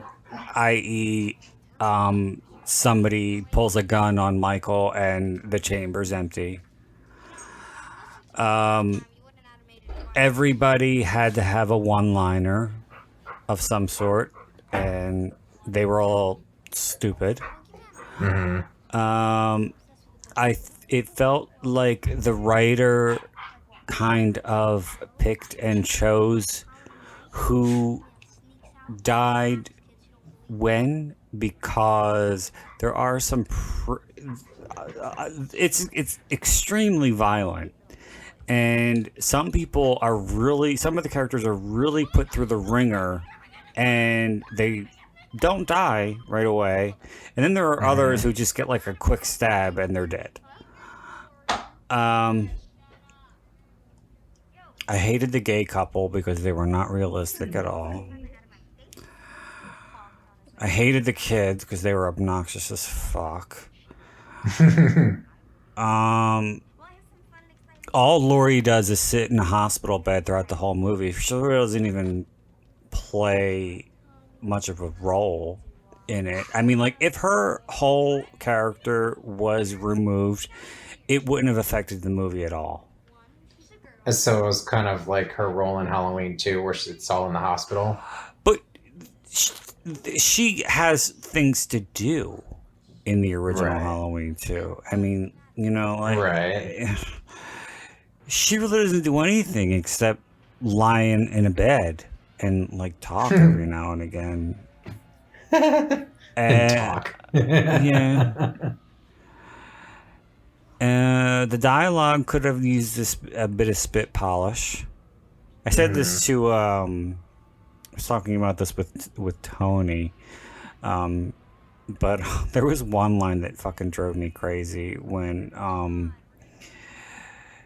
the lead girl was at a location with one of the cops, and he told her to stay in the car, and she said, "With all due respect, you can't possibly expect me to stay in the car." I fucking hated that line. Yeah, that just comes off the wrong way. It did doesn't- not. It's not. Yeah, it doesn't sound right. It doesn't roll off the tongue No. well at all. With all due respect, you don't expect me. Like, no. No. That's too much. And there were way too many that's instead of who's, i.e., I'm the one that has to kill him, I'm the one that he is after, etc. I'm the one who has to kill him, I'm the one who he is after. Yeah, change up the wording. So it's repetitive. Yeah. And all they kept as far as- saying was "evil dies tonight," and yeah, guess what? No, it does not. Right. There's a third one coming. Mm-hmm. Well, I mean, I didn't have high expectations for it anyway, just because that's how I roll now. But I mean, I'm still gonna have to check it out eventually. Well, I really didn't even like 2018. I mean, I thought it was fine. I mean, I like the premise behind it, like going back to Laurie's, story and how 40 years of trauma has, what 40 years of trauma has done to her. But I don't know. Her being like a survivalist living behind a fucking fence shit didn't work for me. To each his own. And like, I mean, it wasn't like anything groundbreaking or anything new, but like I've always liked Jamie Lee Curtis, so it was fun to see her on screen playing Laurie again. Which is ironic considering she said she would never do another horror movie years back, but semantics. well, I mean,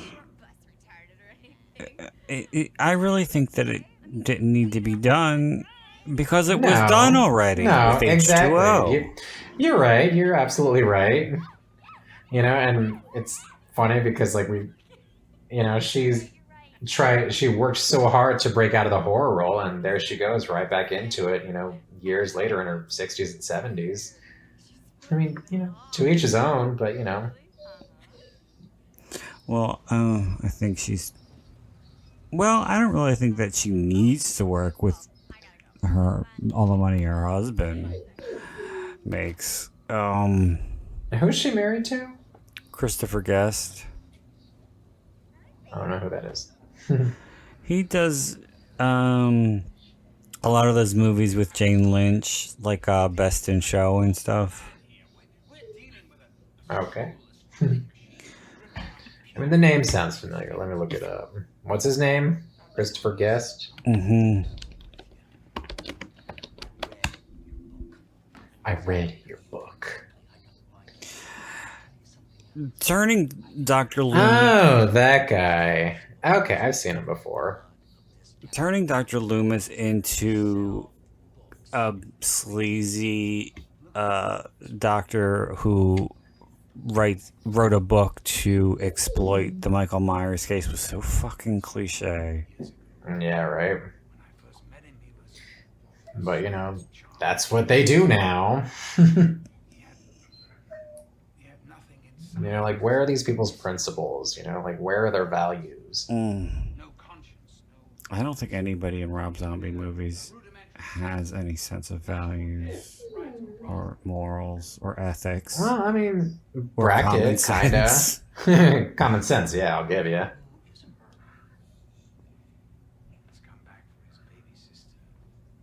Alright, doggies, what should do all this whining? Stop it.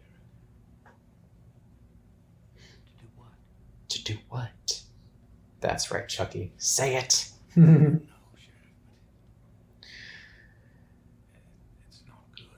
If this is a that scene, cup of coffee looks good. yeah, then it is. I was going to say this is the scene that I think it is, and apparently it is.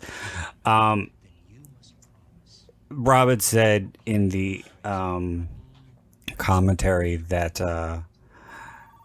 Sheriff Brackett had a cappuccino maker, which you could see in the background, and he was so proud of it, and he was saying that he made the best cappuccino in the world, and blah blah blah. He was trying to offer Dr. Loomis one, and Brad said, "You're not going to use any of this," but Rob insisted that he do it, and they didn't use it. Oh, God. And that was Yeah, another. like, what is Brackett making a cappuccino going to do for the story? Nothing. But that's the thing. That's the thing too. Like when we were texting earlier, that all he kept saying was how much additional footage that was shot.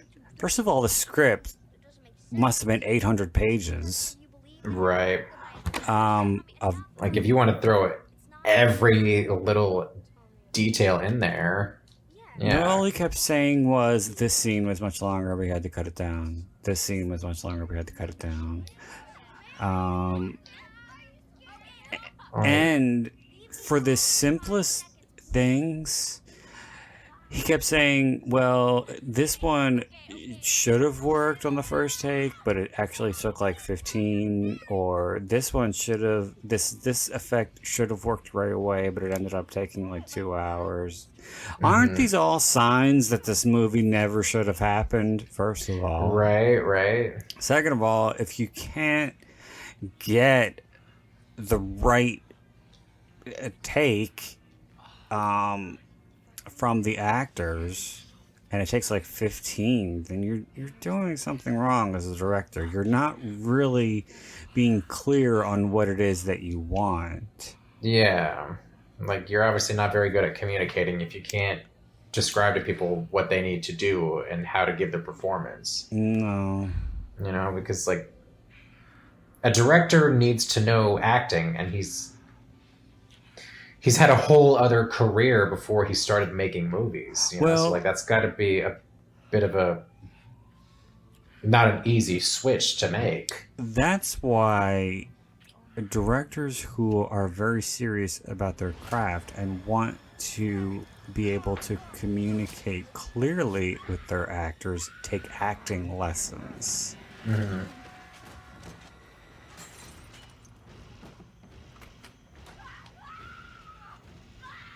And did Rob Zombie even go to film school? No.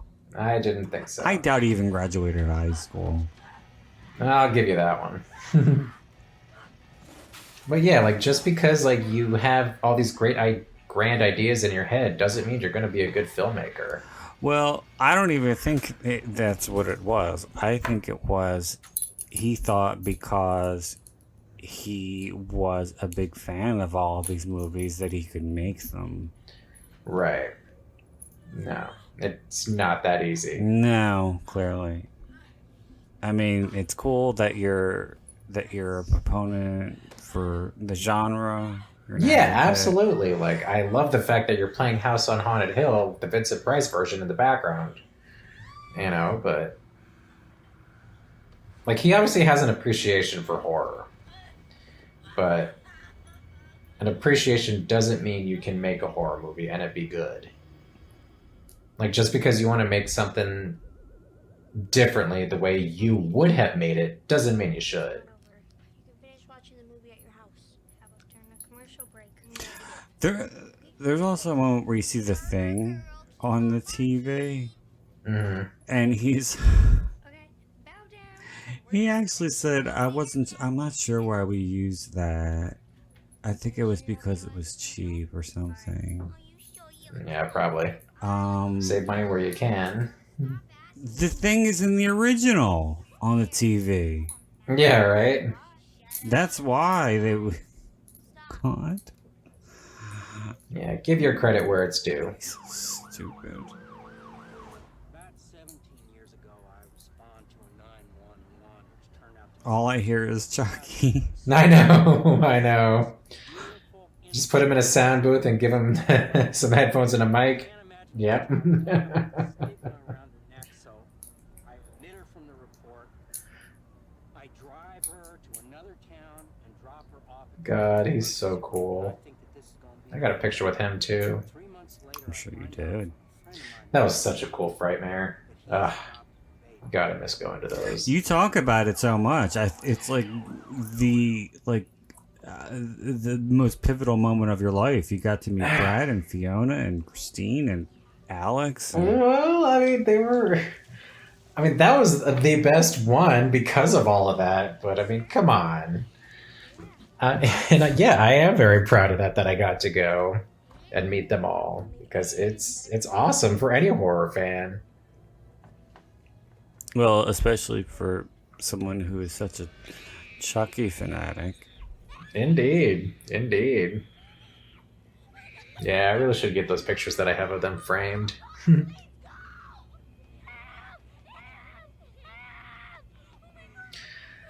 Oh my god, we still have another like 30 minutes. Seriously. Yes, we're at 1:30:27. She just came into the house. Michael's behind the door. Oh my god.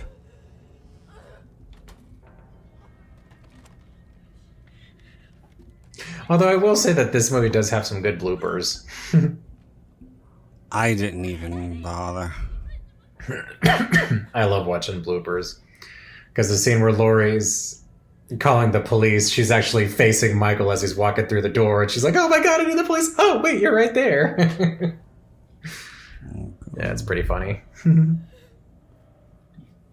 I know we're still a ways off from it, but there's so much to hate about this movie. But Yeah. the one of the main things that I hated, especially the delivery, was when Laurie and Dr. Loomis were in the car, and she does "Was that the boogeyman?"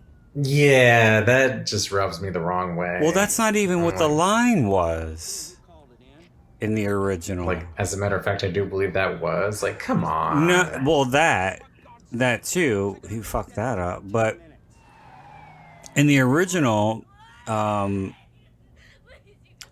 Lori, all she does throughout the majority of the movie, especially with Tommy, is say, "There's nobody outside. The boogeyman isn't real. There's no such thing as the boogeyman."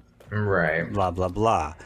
And then when she's attacked by the boogeyman, she says to Dr. Loomis, "It was the boogeyman," because she's finally realizing that the boogeyman is real. And that's when he says, "As a matter of fact, it was." I don't know where the hell "Was that the boogeyman?" came from. Yeah, well, the original line is, "What's the boogeyman?" No, it was Yes. the boogeyman. No. Yes. No. Yes. No. Yes. No. I hear, "What's the boogeyman?" And that's why Loomis says, "As a matter of fact, that was." No. Yes. He says, "As a matter of fact, it was." Okay, I'm gonna have to go back and rewatch that with the captions on, because I always hear, "What's the boogeyman?" You know, because she's so frantic and frazzled. She kind of whimpers it. Yeah, but even Loomis like refers to him as pure evil. So yeah, that's what the boogeyman is, pure evil. No. I don't know. For 20 plus odd years, I've always heard, "What's the boogeyman?"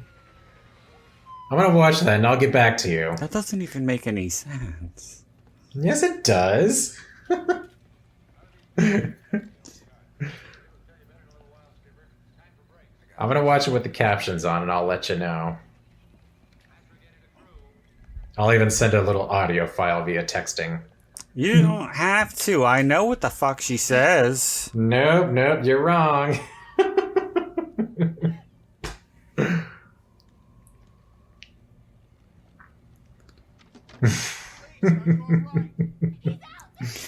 Because there's emphasis on "was." I hear "what's." You know, what is, what's. Are you able to open the door? Like, I don't hear "it was." I don't hear a two differentiating of words in there. Well, that's because she, like I said, she whimpers. It's more, "It was the boogeyman." There's no. She doesn't hit the T. I think she does. No, she doesn't hit the T in it.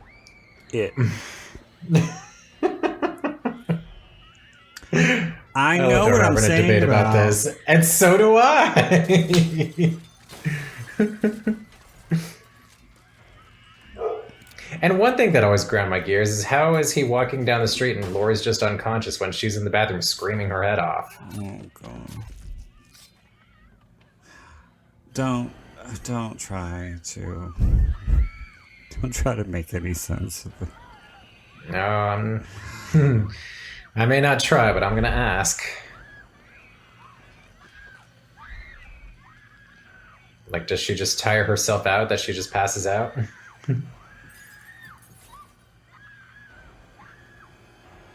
At this point, I'm barely even here. I don't know what the fuck's going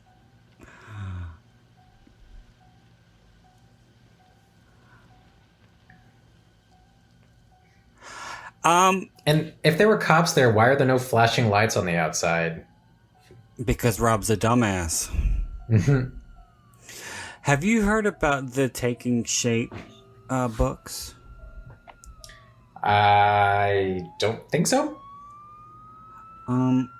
There's two of them, and the first one deals with all the movies in the franchise and like talks about the evolution of them and stuff. And the second one is all about the either the unmade sequels or the early drafts of them.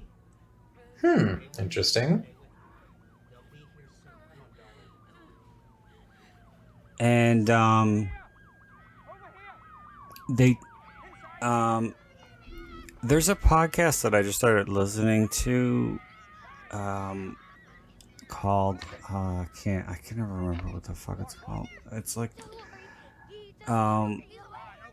best movies never made or something like that.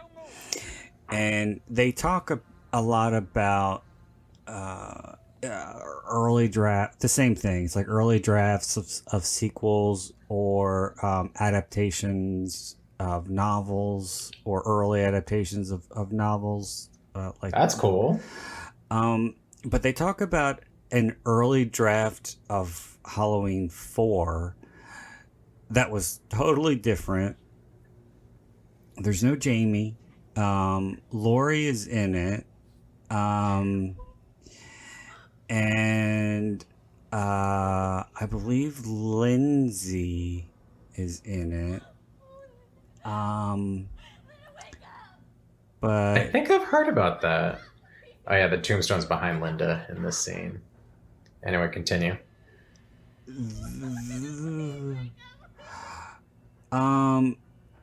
It's a little on the goofy side. What was it going to be about? I don't remember the exact plot. The one thing that really sticks out to me is there's a big like climax at a drive-in where a bunch of the cars are on fire, and for some reason there ends up being 13 Michaels, and they somehow morph into one giant Michael that's like 30 feet tall. It's like the Michael Myers version of the Stay Puft Marshmallow Man. And yeah, so here it's this like huge like Wicker Man fucking thing at the drive-in, and it just sounded so goofy. I'll say. But yeah, there's a whole podcast episode of this podcast that's dedicated to it, and they talk about, or they talk to, who do they talk to? They usually have a guest on who had something to do with it, or yeah, someone had something to do with it, or they have a guest on who wrote an early script for a sequel that didn't get made. That's cool. Like Peter Briggs was on to talk about his screenplay for Freddy vs. Jason that didn't get made.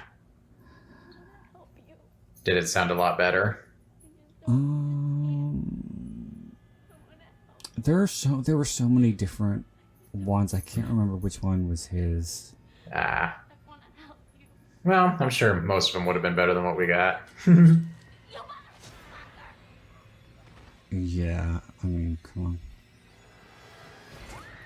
I mean, I'll still throw it on as background noise for shits and giggles, but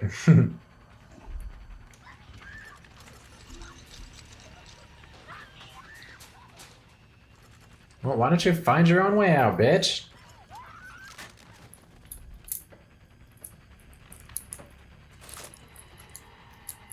Like, all of this just drags on. It really, really does. This should have been a tight 90 minutes. Yeah, I agree. Like, an hour and 40 minutes is pushing it, but when you go to an hour and 50 and you're pushing 2 hours, that's very long for a horror movie. Well, because this is, Rob jerking off, yeah, I know. I'm just, speaking in general, like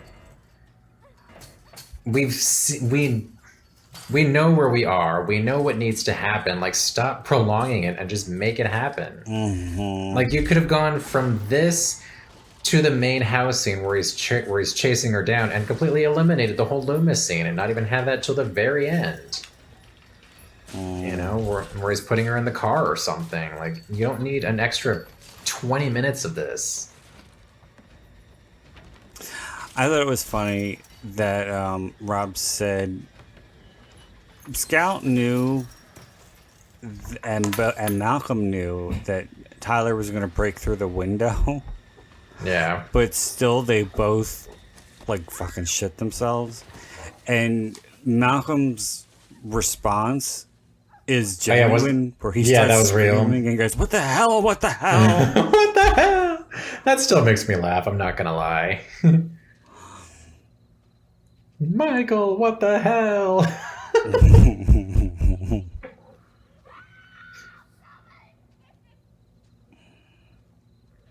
Wish I had a pool in my backyard. Right. Jeez.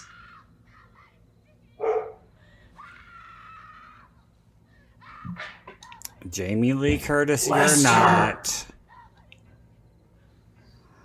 Yeah, you are not a scream queen, honey. No. Did she ever do another horror movie after this? No. She made The Runaways, and that was the last thing I saw her in. That was like 2010 or something, or 11. It was an okay movie. I know that one has a big following. A lot of people like it. Yeah. Samuel. Samuel? What the fuck? Like, you have never once referred to yourself as Samuel. No. You are Sam Loomis. Exactly.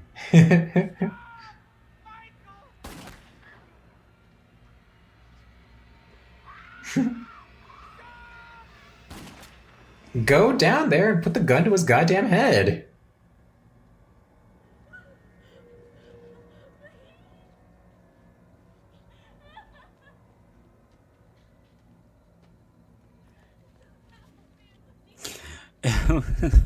It was funny too because Rob said that she turned 18 while they were making the movie.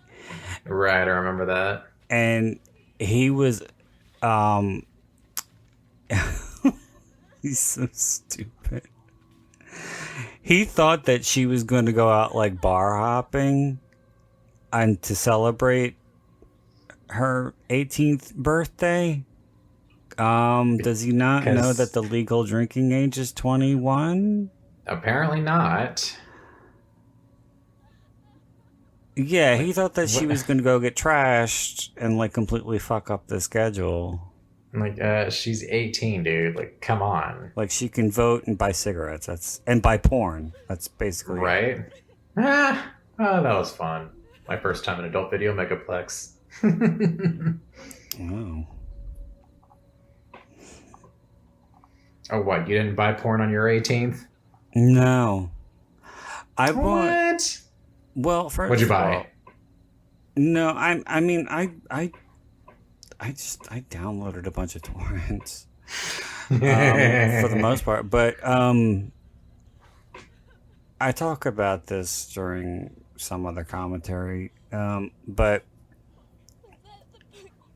oh god. As a matter of fact, I do believe it. Oh, shut up. Um, I went to New York for the day, and we were with my ex, and we were in Times Square, and we came across a porn shop, like, and it wasn't, like one of those, like, kinds of. It was just a shop that sold porn, and Yeah. yeah, and I What did you bought, mean by one of those? Like a big one, or? like ones with booths and glory holes and shit. Oh, one of those sketchy ones. One of the I sketches. see. It could very well could have been. I don't know. I wasn't looking around. There could You have didn't go been in the there back could have been a area? back room. Yeah. But yeah.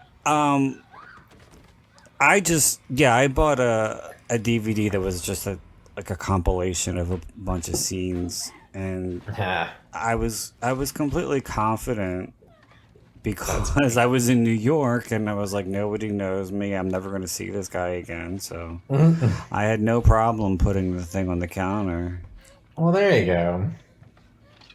But buying porn in the city, no, I've never done that.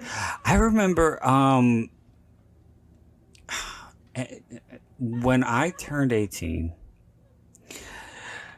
and again, I don't play for the other team. This was just something that I wanted to do, I guess, because I could. Yeah. But I went to a newsstand and with the intention of buying a Playboy. Again, Okay. just because I could. And Yeah. it was because I knew that this particular newsstand had Playboy. If they had a gay magazine, I don't think I would have had the nerve to do it. To buy it. And all the magazines were behind like a glass panel, and they were inside. So you had to ask the clerk. Like, give me one of that one. Yeah, I want that one. So, and it wasn't just porn; it was everything. I guess because people were stealing magazines, but Right. yeah, I literally went there with every intention to do it, and then I chickened out. Ah. Well, at least you went.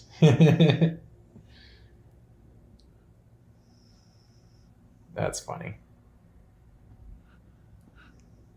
It would have been cool though if I had inadvertently gotten one that had like a celebrity layout, Mhm. like a Drew Barrymore or something like that. Yeah, Did we're you- all familiar with her past. Did you ever see the Lindsay Lohan spread that she did? Maybe? I don't think so, though. Oh my god. They Yeah. photoshopped the fucking hell out of it. I believe that. She doesn't even look human. Ew. Oh, Lindsay Lohan.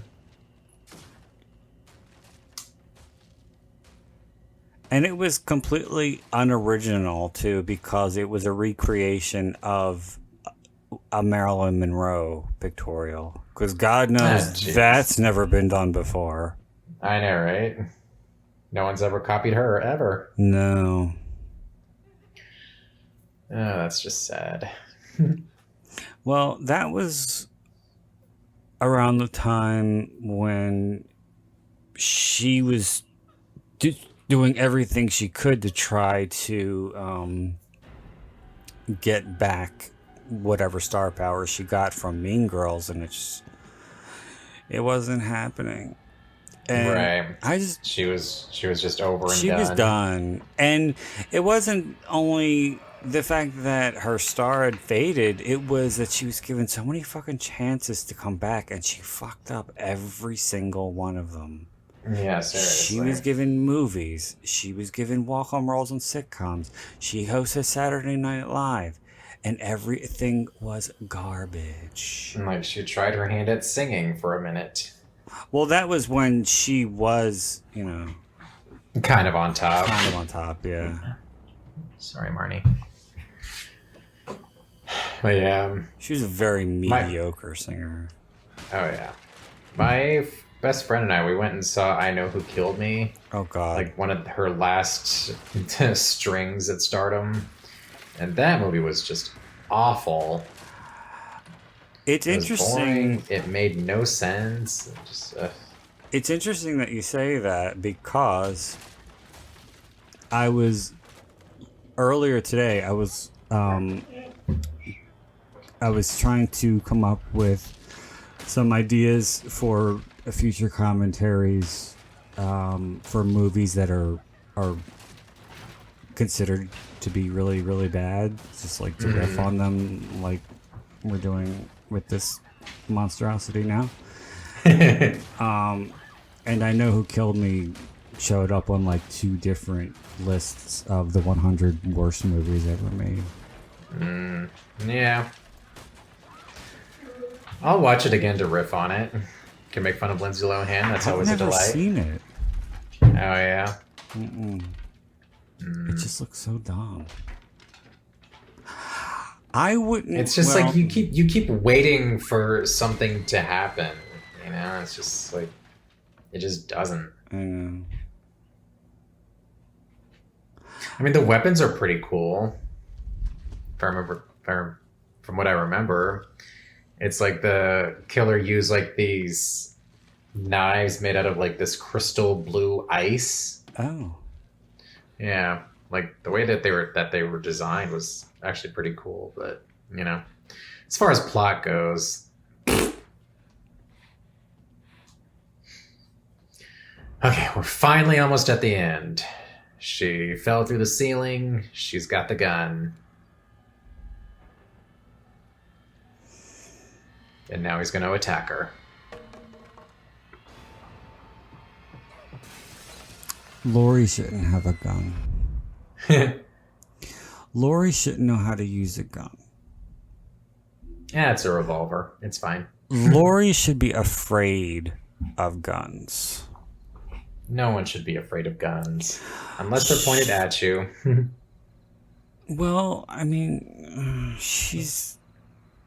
But yeah, it's Lori. It's Lori. I mean, and it's Lori in the original. It's not survivalist Lori. Yeah.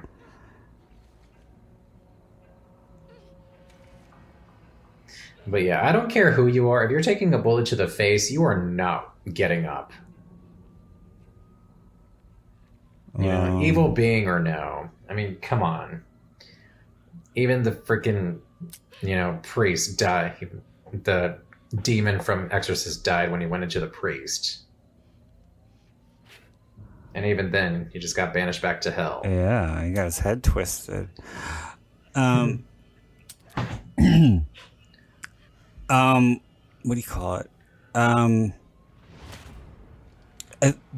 I probably said this before, but getting back to 2018, that was one of the main things about that one that made me really not like it was What, the firearms? no. I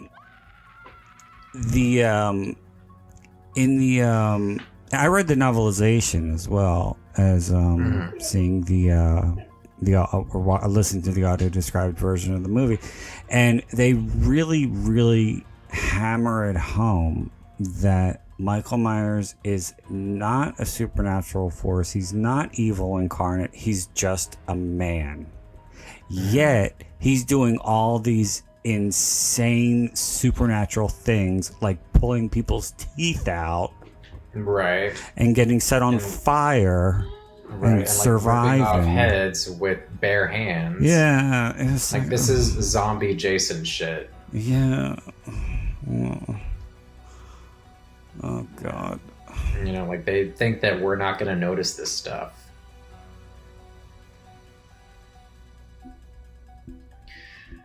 And they All they right. they movie seem to is- abolish that idea with the Halloween Kills, and it seems like it went back to him being pure evil again because of the whole evil dies tonight bullshit. Right, Well, and right. guess what? It does not.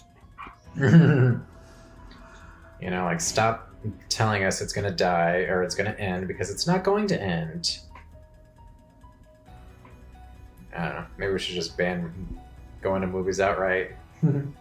I don't know. I really couldn't give a rat's ass about Halloween Ends, especially after Halloween Kills. Yeah. I mean, I'll rent it when it's like $3, but yeah. I'm sure it'll probably turn up on Audio Vault. Yeah, And I mean, even- I've got to watch it. There's no ands or buts. Like it's got to be seen. Mm, You know, because you've got to see movies for yourself to get your own opinion of it. We all know this. You really enjoy Midsummer. I do not. that's true. Yeah. Well, but at least we respect each other's opinions on it. So mm, I just recorded a commentary with Tony for a movie he didn't like. which one? It's called Dead Girl. I don't think I've seen it. What's that one about? It's about these two high school boys who break into an abandoned hospital and they find a girl who they think is dead strapped to a gurney in a back room, and they decide that they are going to have some fun with her. Ew. It's really, really sleazy. Interesting. Now, You've got why? some, you've got some interesting tastes. I do. Why is Mr. Sandman in this one when it's from Halloween 2? Because I don't think they were paying attention. I doubt fucking he even could differentiate one from the other. Probably not. I mean, you know, there was a lot of booze and a lot of pot happening during the making of this. Well, I mean, just look at him.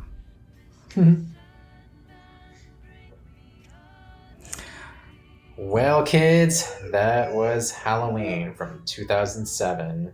Definitely a product of its time and where it needs to stay. I think it should disappear into the ether. Well, it's nice to dream. And in a perfect world, Rob Zombie would never make another movie again. I know 31 was a train wreck, and I think hardly anybody saw 3 from Hell. No, but interesting that you should mention 31 because I added that one to my queue for the library. Really? Well, with the intention of riffing on it, not because Of it course, was a of thing. course. I mean, after all of this, I didn't think you were, going into it with, open arms. Oh no. No. From what I know about it, it sounds very much like a Saw type movie with, the Rob Zombie Yeah, like a twisted carnies murdering people. Like, it sounds like another 1,000 corpses just in a carnival. Yeah, well, we know But that I mean, I don't know. his imagination is very limited. Yes, one trick pony, like we said earlier.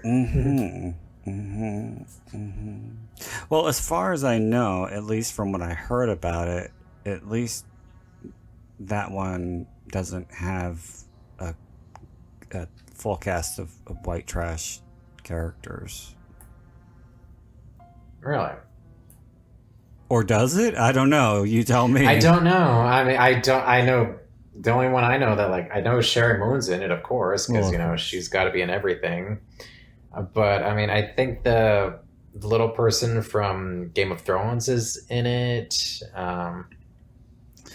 I don't know. Like, I don't remember like much of the press about it. Peter Dinklage, Malcolm McDowell, Richard Drake, Jeff. A lot of folks that he's worked with in the past. of course. The Meg usual Foster. Suspects. Isn't Ginger Lynn in it? I think she is. Ginger Lynn, who's that? She's an ex porn star. Yeah, I think she is in it. Yeah, she's an ex porn star who tried so many times to be taken seriously as an actress, and she just doesn't have the chops. I'm just looking at the top cast, but yeah. Yeah, I don't know. When did this come out? I think it was It was fairly recent, just a few years ago. well 18 or 17 or 18? No. Oh, 16. Wow. Yeah. And then he did Three from Hell pretty close to that. Yeah, that was like within a year. I don't understand how because Halloween 2 was so poorly received and didn't do all that well at the box office. So much so that he had to have 31 and Three from Hell, and what else did he do? Did he do any other ones after that? After Halloween 2, it was Lords of Salem, and then a few years went by, then 31 and Three from Hell. I don't know about Lords of Salem, but I know that 31 and Three from Hell were crowd-financed. Really? Yeah, he did like a Kickstarter, Indiegogo, one of those things for both of those, probably because no studio wanted to touch his nonsense. Yeah, I think he got studio funding for Lords of Salem because after the poor reception of Halloween 2, like I think he convinced them to give him like one more chance to like make this kind of artsy film, which, I mean, personally, I haven't seen it in a long time, but when it came out, like, I liked Lords of Salem because it was different. It wasn't so over the top and vulgar like these were. Like he was trying to do something different, and I respected that about it. But that one wasn't. It did okay, but it wasn't. It wasn't a massive success like he wanted it to be. Well, I think it was a limited theatrical. That's a little bit. I know I saw it in theaters. It actually premiered during South by Southwest, which I wish I would have gone to. I could have gone to, but whatever. No, but yeah, the point that I was trying to make was because he didn't, his previous movies didn't do so well that he had to have 31 and Three from Hell crowd finance. How the hell did he get the monsters? Yeah, I forgot about that. Like, I don't want him to, turn, something so special to a lot of our childhoods into something fucking vulgar, Like, yeah. Herman and Lily are going to be dropping fuck bombs all over the place. God, I cannot believe I forgot about that. Who's playing Herman? Well, I don't. Sherry, of course, is playing Well, Lily. I know, yeah, that's a given. They have pictures of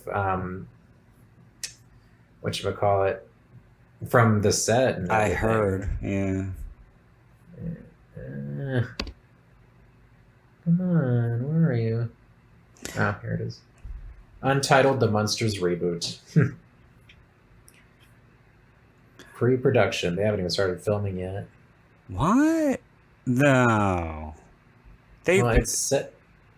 I mean, I know they've been talking about it, but I mean, it still says pre-production. That. It's got to be not. It's got to be in production, like as we speak. I wouldn't be. It's got to be in post. I don't know. That probably just hasn't I mean- been updated. Maybe, but I mean, let's see. Do they have a release date? Even a year yet for it? No, nothing on release date yet. But Jeff Daniel Phillips is going to be Herman, and Daniel Who the hell is that? Roebuck is going to be Grandpa Munster. Yeah, that's all IMDb has, is just those three. They didn't even have the kids. Well, I'm sure, the rest of the usual suspects will show up. Yeah, probably. Well, I want to watch some Munsters now. Remember when, oh God, this is terrible.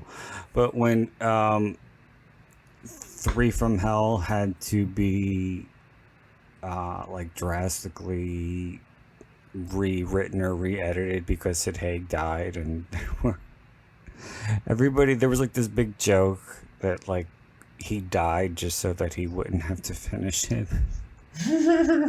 It was that bad he couldn't take it anymore. Yeah, That's terrible, it is. but a little bit funny. I'm not gonna lie. Yeah. Oh God. Imagine, I'm getting a little punchy. Fucking. Oh. Does somebody have some final thoughts over there on the movie? Yeah, I think so. Halloween sucks. Yeah.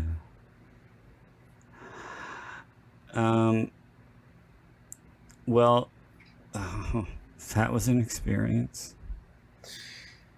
Yeah, one that I won't have for a long time. I don't know. Maybe maybe I'll watch it with Andrew, the theatrical version at least.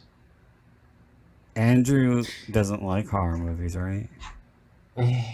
He's not as gung ho about them as we are, but he'll watch them because it's me. Tony But Tyson doesn't like them at all. He's Aw. very into like science fiction and fantasy, that kind of stuff. Like Harry Yeah, I Potter. can get down with kind of those. stuff. Harry And he Potter's loves like fun Doctor Who once in a while. and stuff. I still have not seen one episode of Doctor Who.